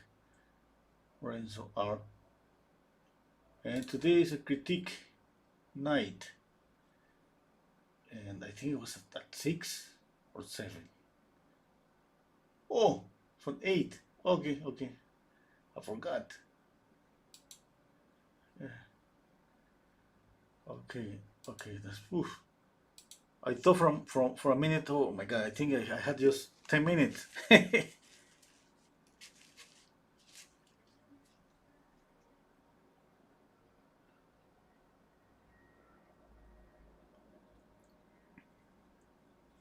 Okay, let's see.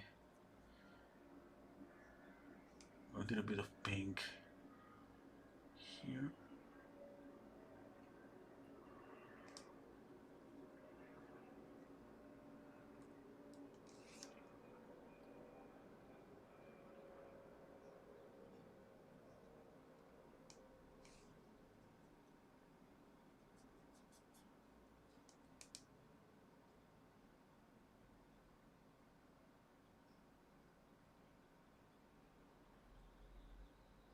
Okay, here the same, and adding a cool light with a warm light. Okay, that means a light blue here, and with some light orange. It's pretty subtle. It's pretty subtle. I mean, I'm in front of here. If I don't pay attention, I don't even notice that. But color theory says that when you do that, you create some uh, vibrant colors. It doesn't matter the value, okay? You can work on with darker colors or lighter colors, and obviously it's something pretty subtle. It's not like you're gonna see the colors just glow. No, but it happens every time that you do that. You know, I can make this kind of yellowish highlight, and next to there, I add this bluish highlight. It's not, this just subtleties that just add up, and at the end, the idea is that the painting looks to make the painting looks more colorful without having an orangey skin color or reddish skin color.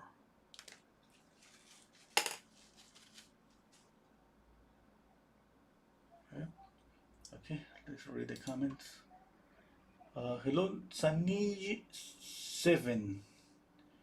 Monique, I'd like to buy this one too. Okay, Monique, thank you so much. Yeah. Okay, okay, yeah. I think this would be a nice companion to the other painting we talked about. Monique is saying that it's from the same movie. Yeah. I think you like that movie.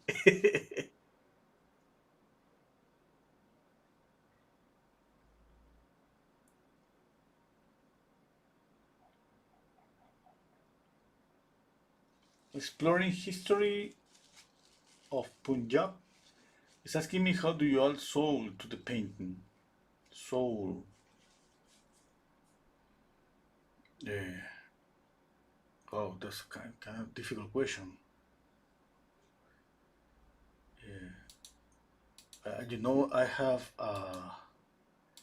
I have here. I mean, I paint portraits a lot for a long time, and I have heard that so many times.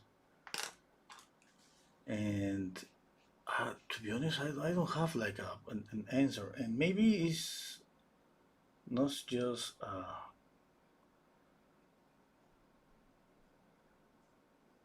oh, yeah, sorry, I don't even know. I mean, maybe it was just my initial formation, like let's say with uh,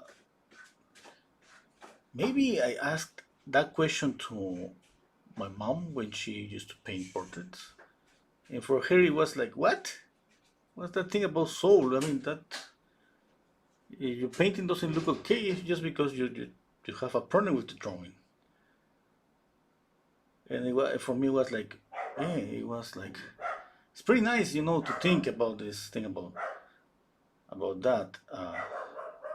And I gotta say that sometimes I don't even know, but I have seen some paintings like it looks like pretty real, pretty soft, and I don't know how to explain that. I don't even know if that's the reason that some people say, "Hey, the painting has sold the portrait," and sometimes you feel the face is kind of empty, and somebody maybe is gonna say that portrait it doesn't have a soul. It needs more. eh, I don't know, to be honest. It could be maybe just about putting more attention. Uh, Things that definitely hurt the painting, any painting. For example, is just when the painting is hard, and that's usually about ages. When you get the softness on the face, that helps a lot to this illusion of humanity, the face.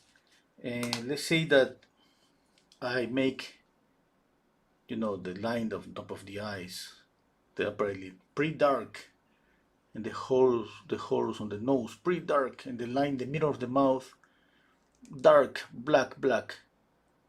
Definitely, that's gonna just make my painting look hard, not soft.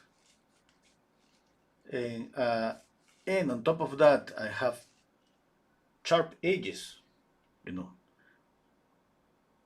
I'm going on the opposite direction to what I want. Maybe it's just that. Sorry that I don't have a fully answer to that. I have heard that my whole life. I feel like, hey, it sounds really good, sounds pretty romantic. The thing about, the soul of the painting. But I don't even know. I mean, when when something is not okay on my painting, I just check out. I measure a lot. I double check. I use a mirror all the time. Uh, I reverse the image. That's the thing they use in the mirror. I put it close to the painting. Okay, I do a lot of things. Any tool that I can use, proportional. Because the kind of this kind of compass, proportional divider, I think is. I don't know anything to look for the problem. And when I've been able to fix the problem. People used to say, "Oh my God, that's pretty. That's I saw. It looks like he's alive. It looks like the person is there. It looks like pretty nice." And I remember I painted a portrait once, and this woman, she was like, "I don't know, something is missing there. I don't know what was that. I mean, I can see the nose of my husband, the nose, the eyes, but something is missing." You know. Yeah. And some of my friends, because at that time I used to share a studio, some of my friends told me, what you need is to add you need soul, you need just like something that you cannot measure, something that you don't know, yeah, how to add that to the painting. And and what I did is I measured a lot that portrait. I measure and remeasure, and I mean all the things. At the end, I fixed it. And when the woman saw the portrait, she was like, "Oh my God, it's just him. It's just like he's alive. You captured. It looks like." For me, it was about measuring and measuring and measuring, and obviously, always thinking about ages and all of that. Because it's everything together.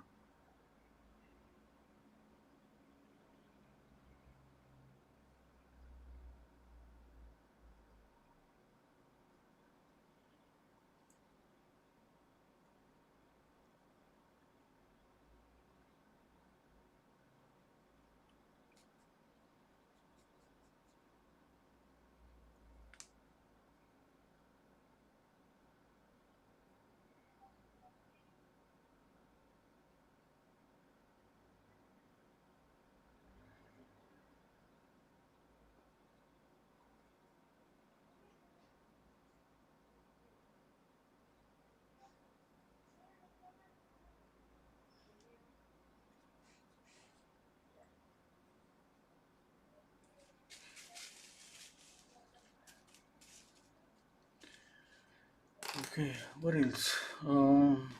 Let me see. I have this red here. Oh, I need to move it on the palette. I'm thinking to add some red here. Some more red on the lower lip. Oh, pink more than red.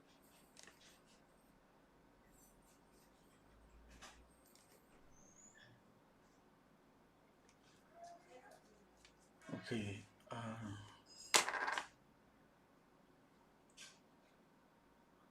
Okay, here. Just a touch, okay? Just a tiny touch. Here. This is just pure cadmium red.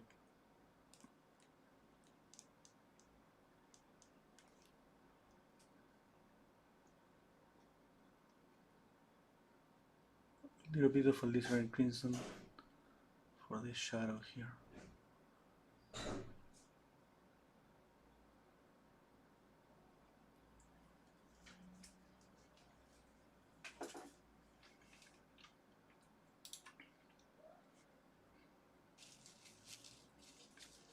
Okay. Hello, Palmore. Hello, Carlson. Hello, boss. Nitir. I want to ask you. You always painted so fast. Oh, painting alone with you would take me 20 hours. Okay. Uh, yeah, yeah, I mean, not always. It depends. It's like when I paint a commission. I mean, it's different. I take definitely more time, and I trace, and I mean, I measure a lot.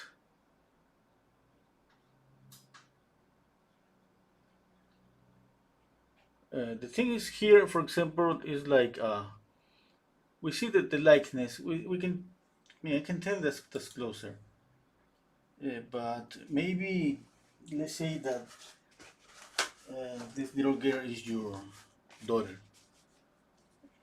Okay, the person that's pretty close, that close, is gonna be able to say that, hey, something is missing there. I see it's close, but I don't see a likeness. And that painting portraits is in painting portraits that's pretty common. Okay, and it's like for every 10 portraits that I have painted, I always kind of four of them. I got some people saying, "Hey, something is missing. It's pretty beautiful, but something is not there. I don't know what is that. The people don't know. But it's something. I gotta check out, double check little things that if I don't even know. Sometimes I gotta let the painting rest, like for a week. I don't touch it to find a mistake, and that takes at the end. You have I have put like maybe more than 20 hours on a painting. In this case, it's different. In this case, it's different. It's just different.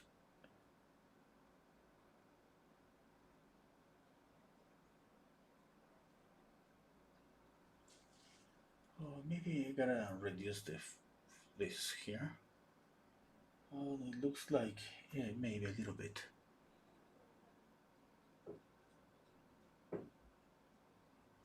Okay, there.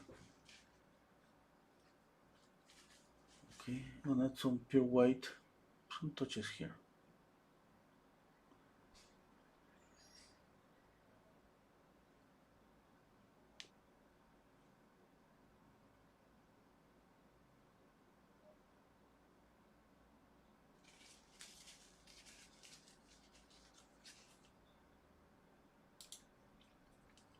Okay. Paul Morris asking me, can you do a close-up of the painting to appreciate your technique? Okay, I'm gonna make a close-up.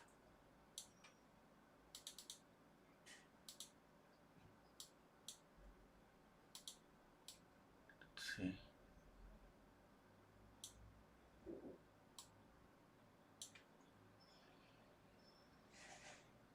Can you see?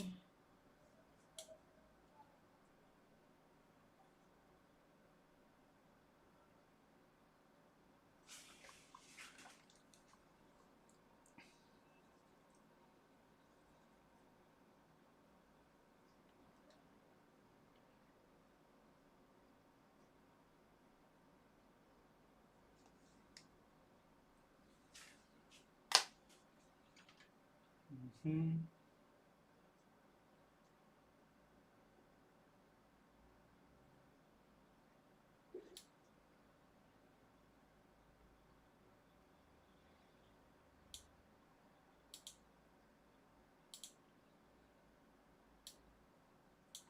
Okay.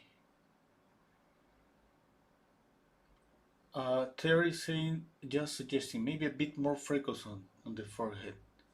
Yeah, the freckles. uh, I'm gonna try to add a little bit, okay? Hello, Josila Arcoded. Thank you.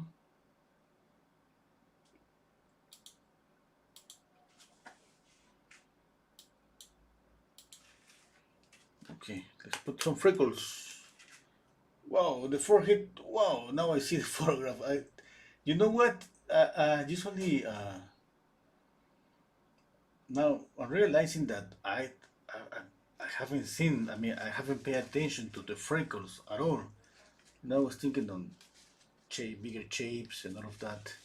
And now that I see the freckles, I see too much freckles on the forehead and here. Yeah, I'm not gonna paint. Sorry, the freckles. It's gonna be a mess. I could put the freckles when the painting is dry. But right now, it's just gonna be to be back and forth trying to get it right. And yeah, I don't think I don't think that's gonna be okay. I prefer to put more time just checking out, you know, volume. For example, I haven't painted eyelashes. Let's put some tiny eyelashes. And another thing that I'm missing before the eyelashes, I'm missing here. For example, I can see the upper eyelid here, a little bit of the upper eyelid. I don't see that here. I should see.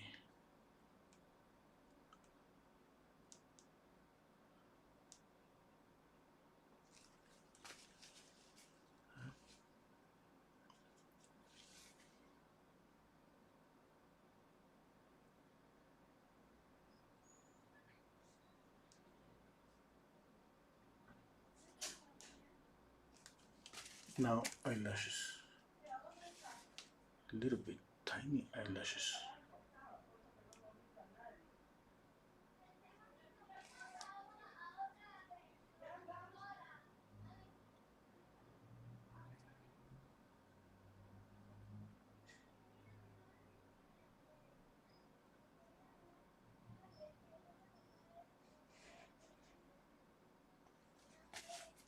Okay, I'm missing something more. The lower eyelid. The lower eyelid is pink.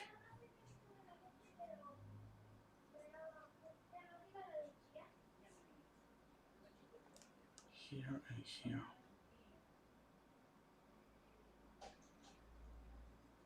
And I don't know. I think I can see a little bit of the upper eyelid. Maybe. It's pretty difficult. No, I don't think that's not. Sometimes we see the lower portion of the upper eyelid.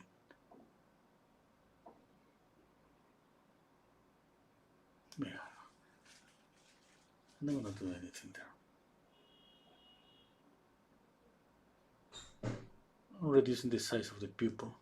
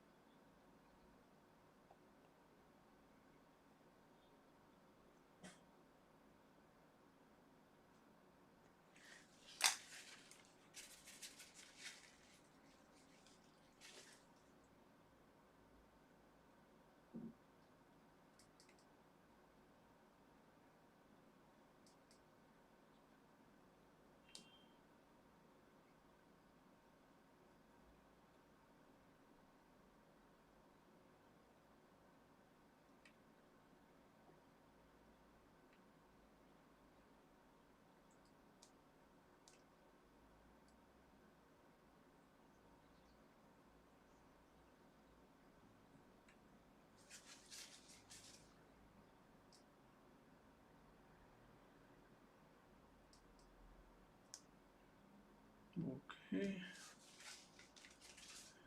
A little bit of Lizard Crimson here, just here a touch.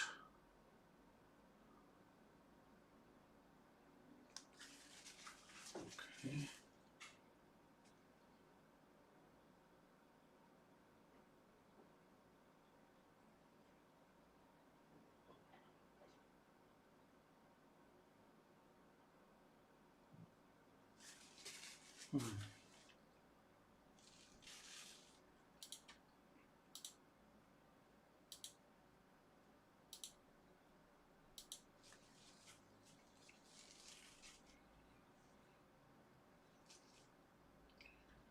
Okay.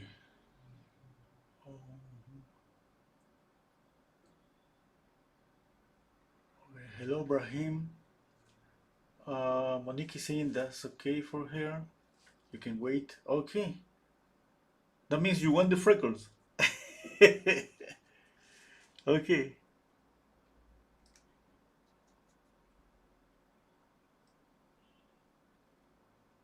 No, for the freckles, obviously, I'm gonna basically scumber. I got a little bit of the freckles here because of the effect of the brush. I'm gonna soften that a little bit since I need to add more freckles. I'm gonna soften that. Okay, yes, yes there. Exploring history, saying which painter from history you like the most. Uh, so difficult to say. So many painters. As soon as I remember one, just I have a flashback about two more, but oh no, it's like just too much. I mean, I was just checking out some of this Spanish painter, Sorolla, Sorolla.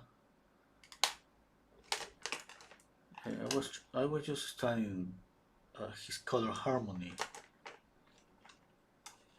trying to just. It's kind of difficult, try to calculate the amount of cool colors, warm colors, and neutral colors, and how he represents the light. I love his paintings. And he used to paint, that he used to take his big, huge canvases to the beach to paint there. And he had to deal with, with the wind just blowing his canvas. And that was just, wow, I mean, it's a lot, a lot, that's a lot of work.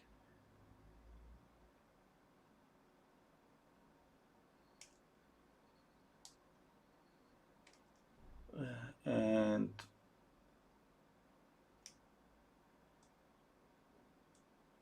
another painter, okay, if you ask portrait painters, everybody is gonna say, and I mean, I include myself on that everybody's gonna love first Velasquez and second Sargent.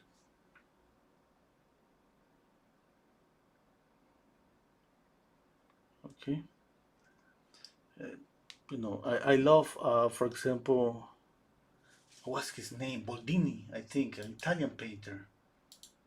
He looks like a Sargent version, but it's a little bit more loose brush strokes. Giovanni Boldini. I love his paintings.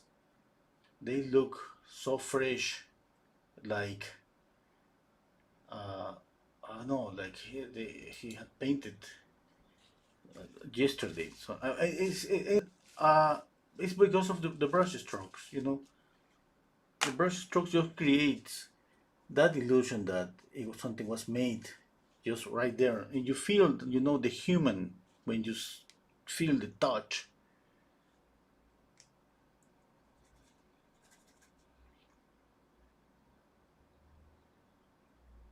Okay, I love his paintings a lot.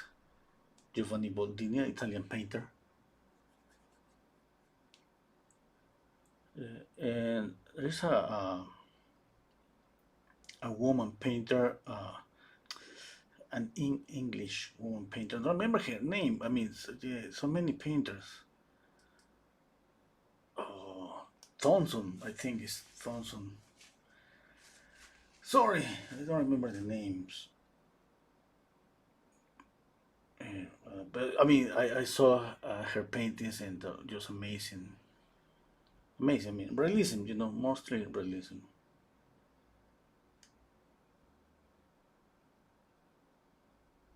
But I'm pretty sure it's Thompson. Let me look for here on Google because I just want to memorize her name.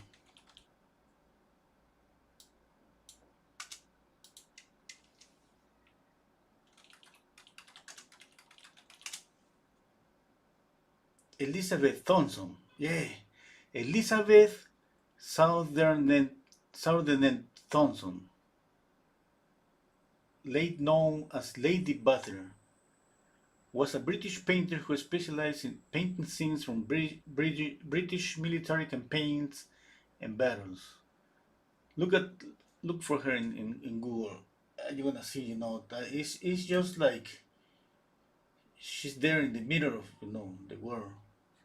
She was born in 1846 and she died in 1933. It's amazing.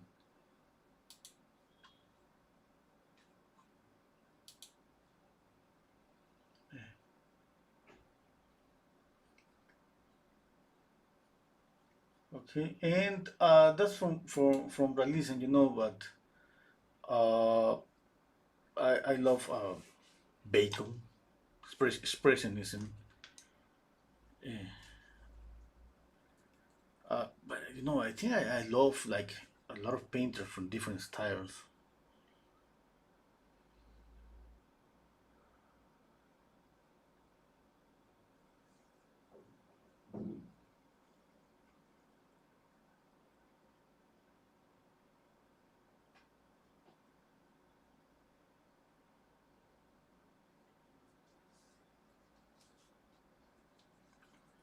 Saying, have you heard of Claudio Bravo? Yeah, yeah, yeah. He's a Chilean painter. Yeah, he's considered one of the tops Latin American painters, hyperrealist painter, or no, photorealism painter. Sharon is saying, I think the soul of the painting is the eyes. Okay, yeah, yeah, yeah. It's pretty nice. Paul Moll is saying, I'd love to see you reproduce a Velasquez. Okay, that would be nice. Yeah. Cecilia Biaux. Yeah, yeah, yeah, yeah. I saw some of her paintings too. Yeah. Uh,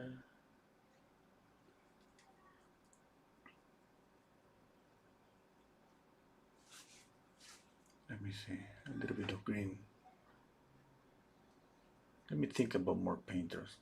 Now, the ones that I remember when I was a student are the just common ones that we all know about, Rembrandt, Velasquez. It just at that time, internet or YouTube didn't exist, and not internet like today.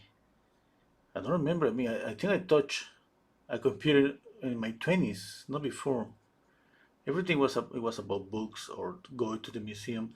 I got a museum here.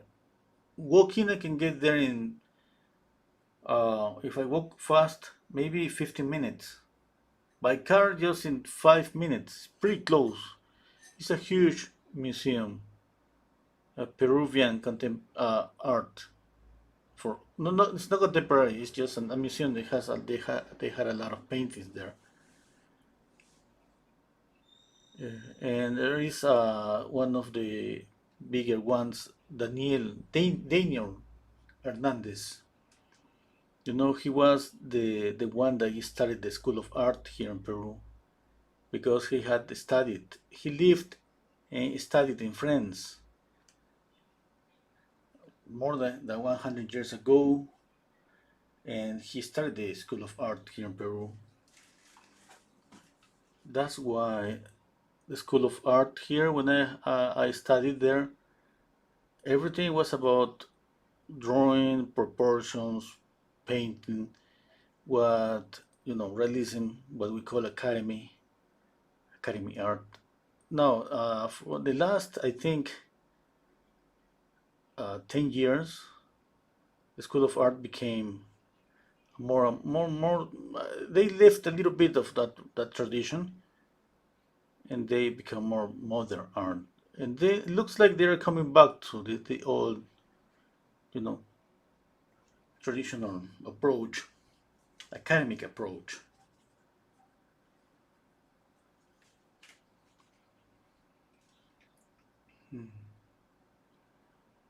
Yeah.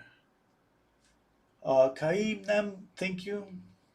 Oh, you saw some of Claudio Bravo paintings, Monique. That's pretty nice. I haven't seen any of his paintings. I mean, in personal.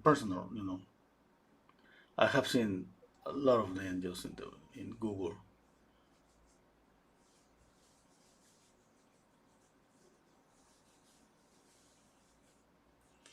Ernest Stevenson, hello Renzo, love what you do with light in the hair, looking for freckles. Okay.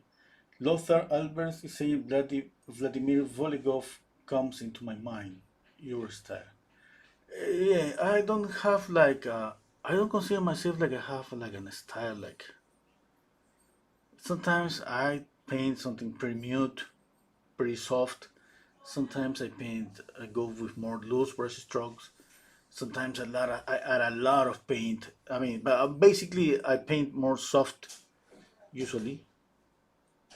Yeah, but I think Vladimir Vologov, you know, uh, he's in a different level. I mean, he's too high. I admire his paintings. You know, the colors, drawing, everything.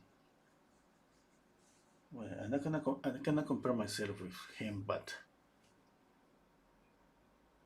you know, it's different. And uh, I was about to say something. I don't remember. Oh, I was thinking about the ear. Sorry, this ear here. I don't see that much of the ear. Okay, no ear. Let's put some here. There. It's easier. Okay.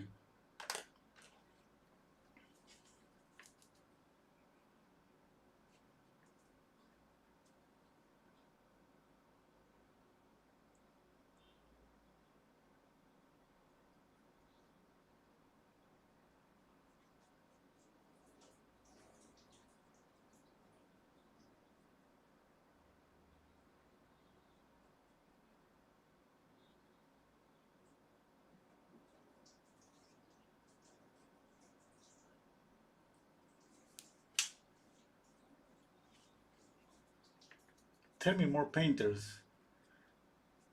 I want to remember more.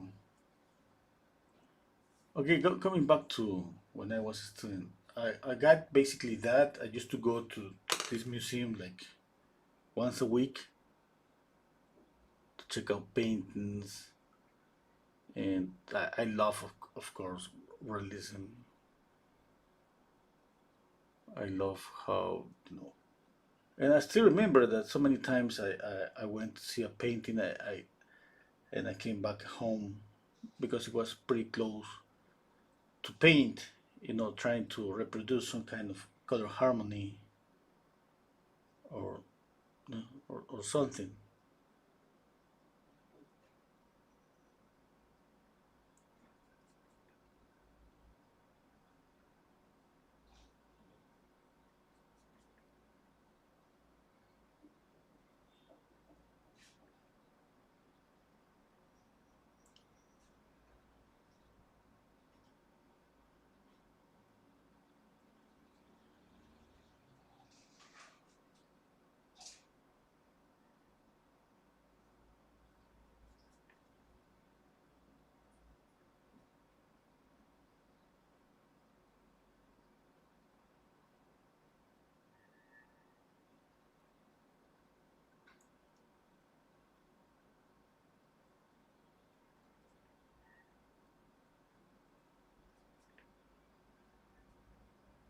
So many painters. Yeah?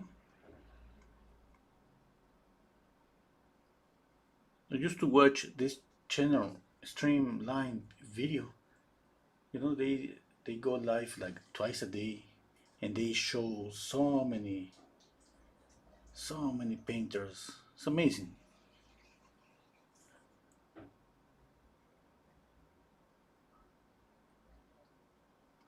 I don't know if I'm saying the name right. Streamline, Stream Life, Streamline Art, something like that. Oh no, I'm making a mistake. What? I mean, sometimes it looks pretty easy. I remember. I think I'm gonna remember the name. I don't remember the name. Streamlined Art Video. That's the name.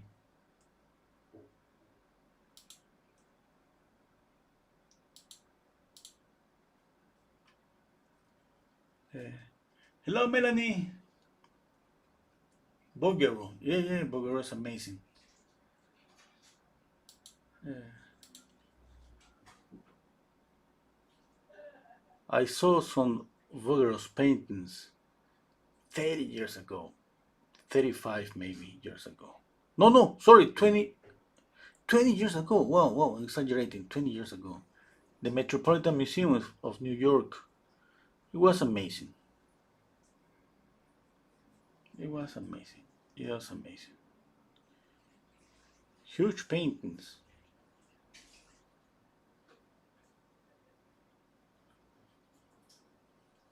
Huge paintings.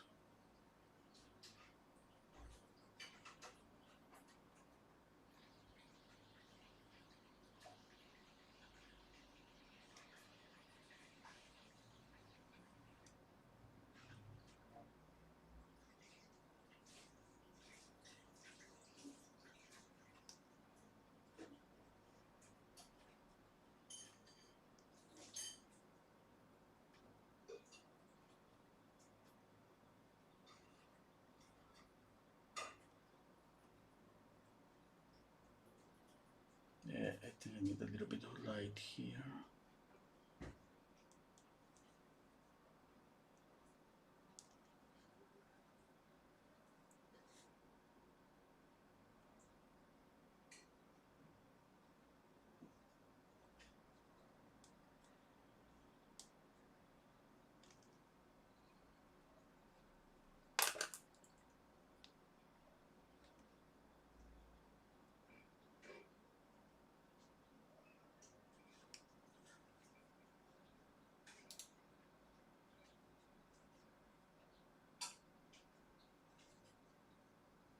Okay.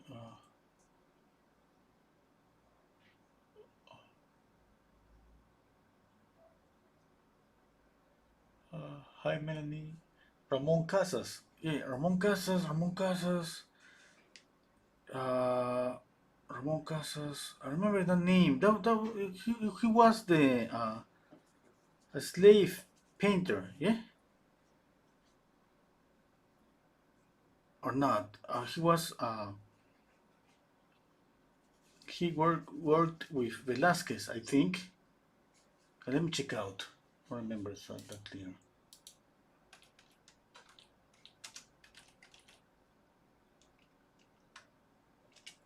Making a mistake. Oh no, I'm making a mistake. Oh, but there's another Ramon then. Oh.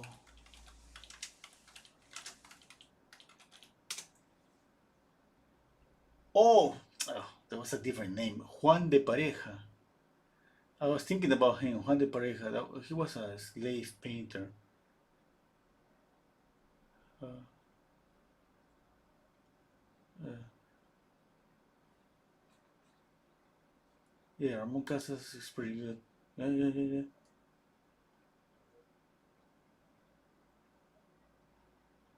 I'm reading just. Yeah, I love his colors harmony. Yeah.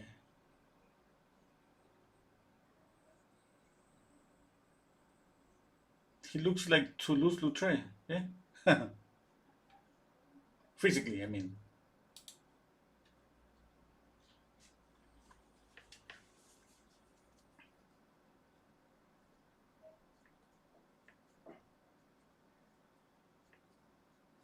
Mm. Yeah, yeah, yeah. I was reading that, Monique. Thank you.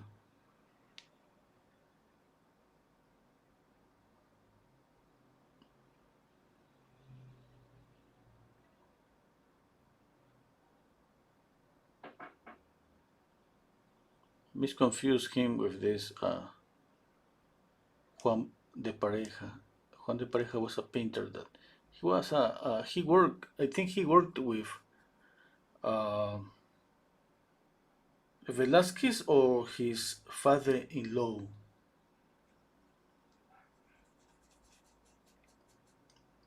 Mm,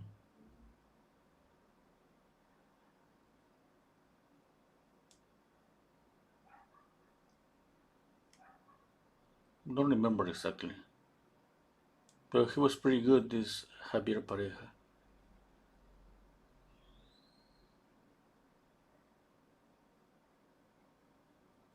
Yeah, I don't remember if he was Velázquez's slave or was from the father-in-law that he was a painter too.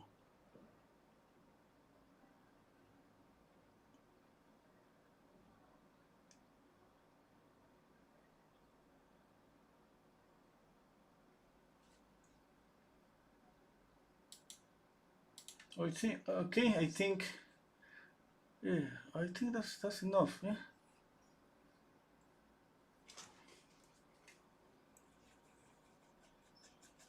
Mm,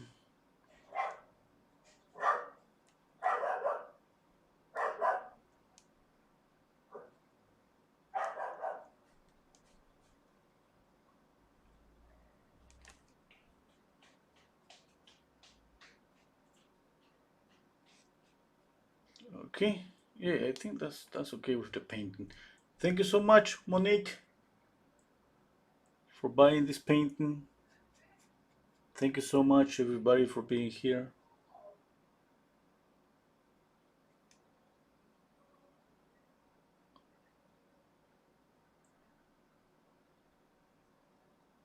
And see everybody Monday or Tuesday. Usually Tuesday. You know, my free day is Monday. But sometimes I paint Monday too.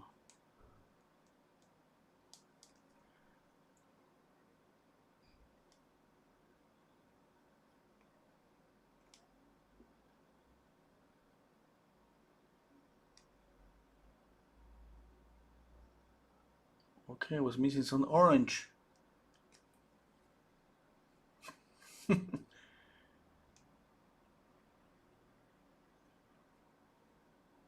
I didn't add any orange, just yellow.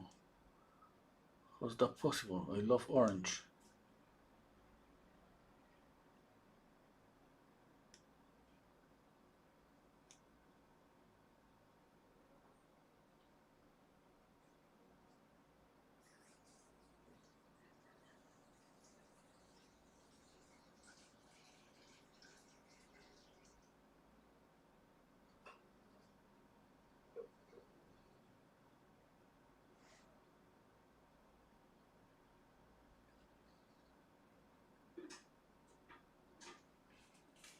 Okay, that's it. That's it. I think.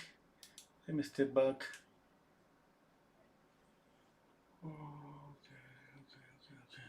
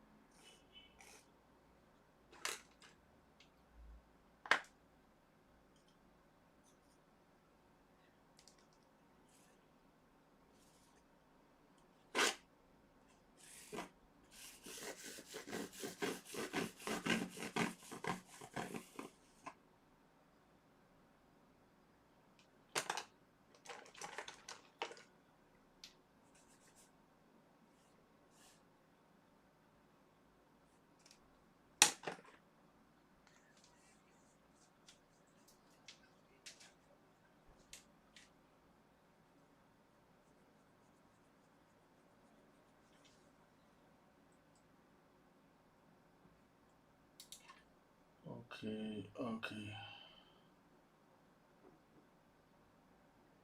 Yeah, that's it, I think. If I see something, I'm gonna try to fix it later.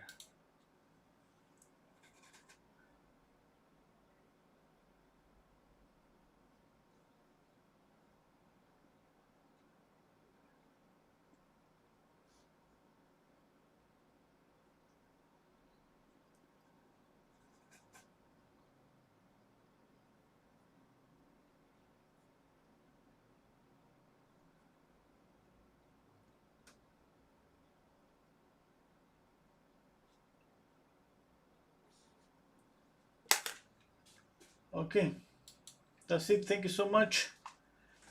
Monique is saying love the extra red. Okay, thank you again, Monique, for buying this painting.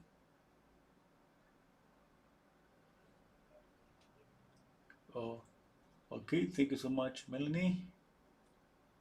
Bye, Sylvia. Bye, Marina. Brahim. Basis. Bye, everybody. Take care, you. See you next time.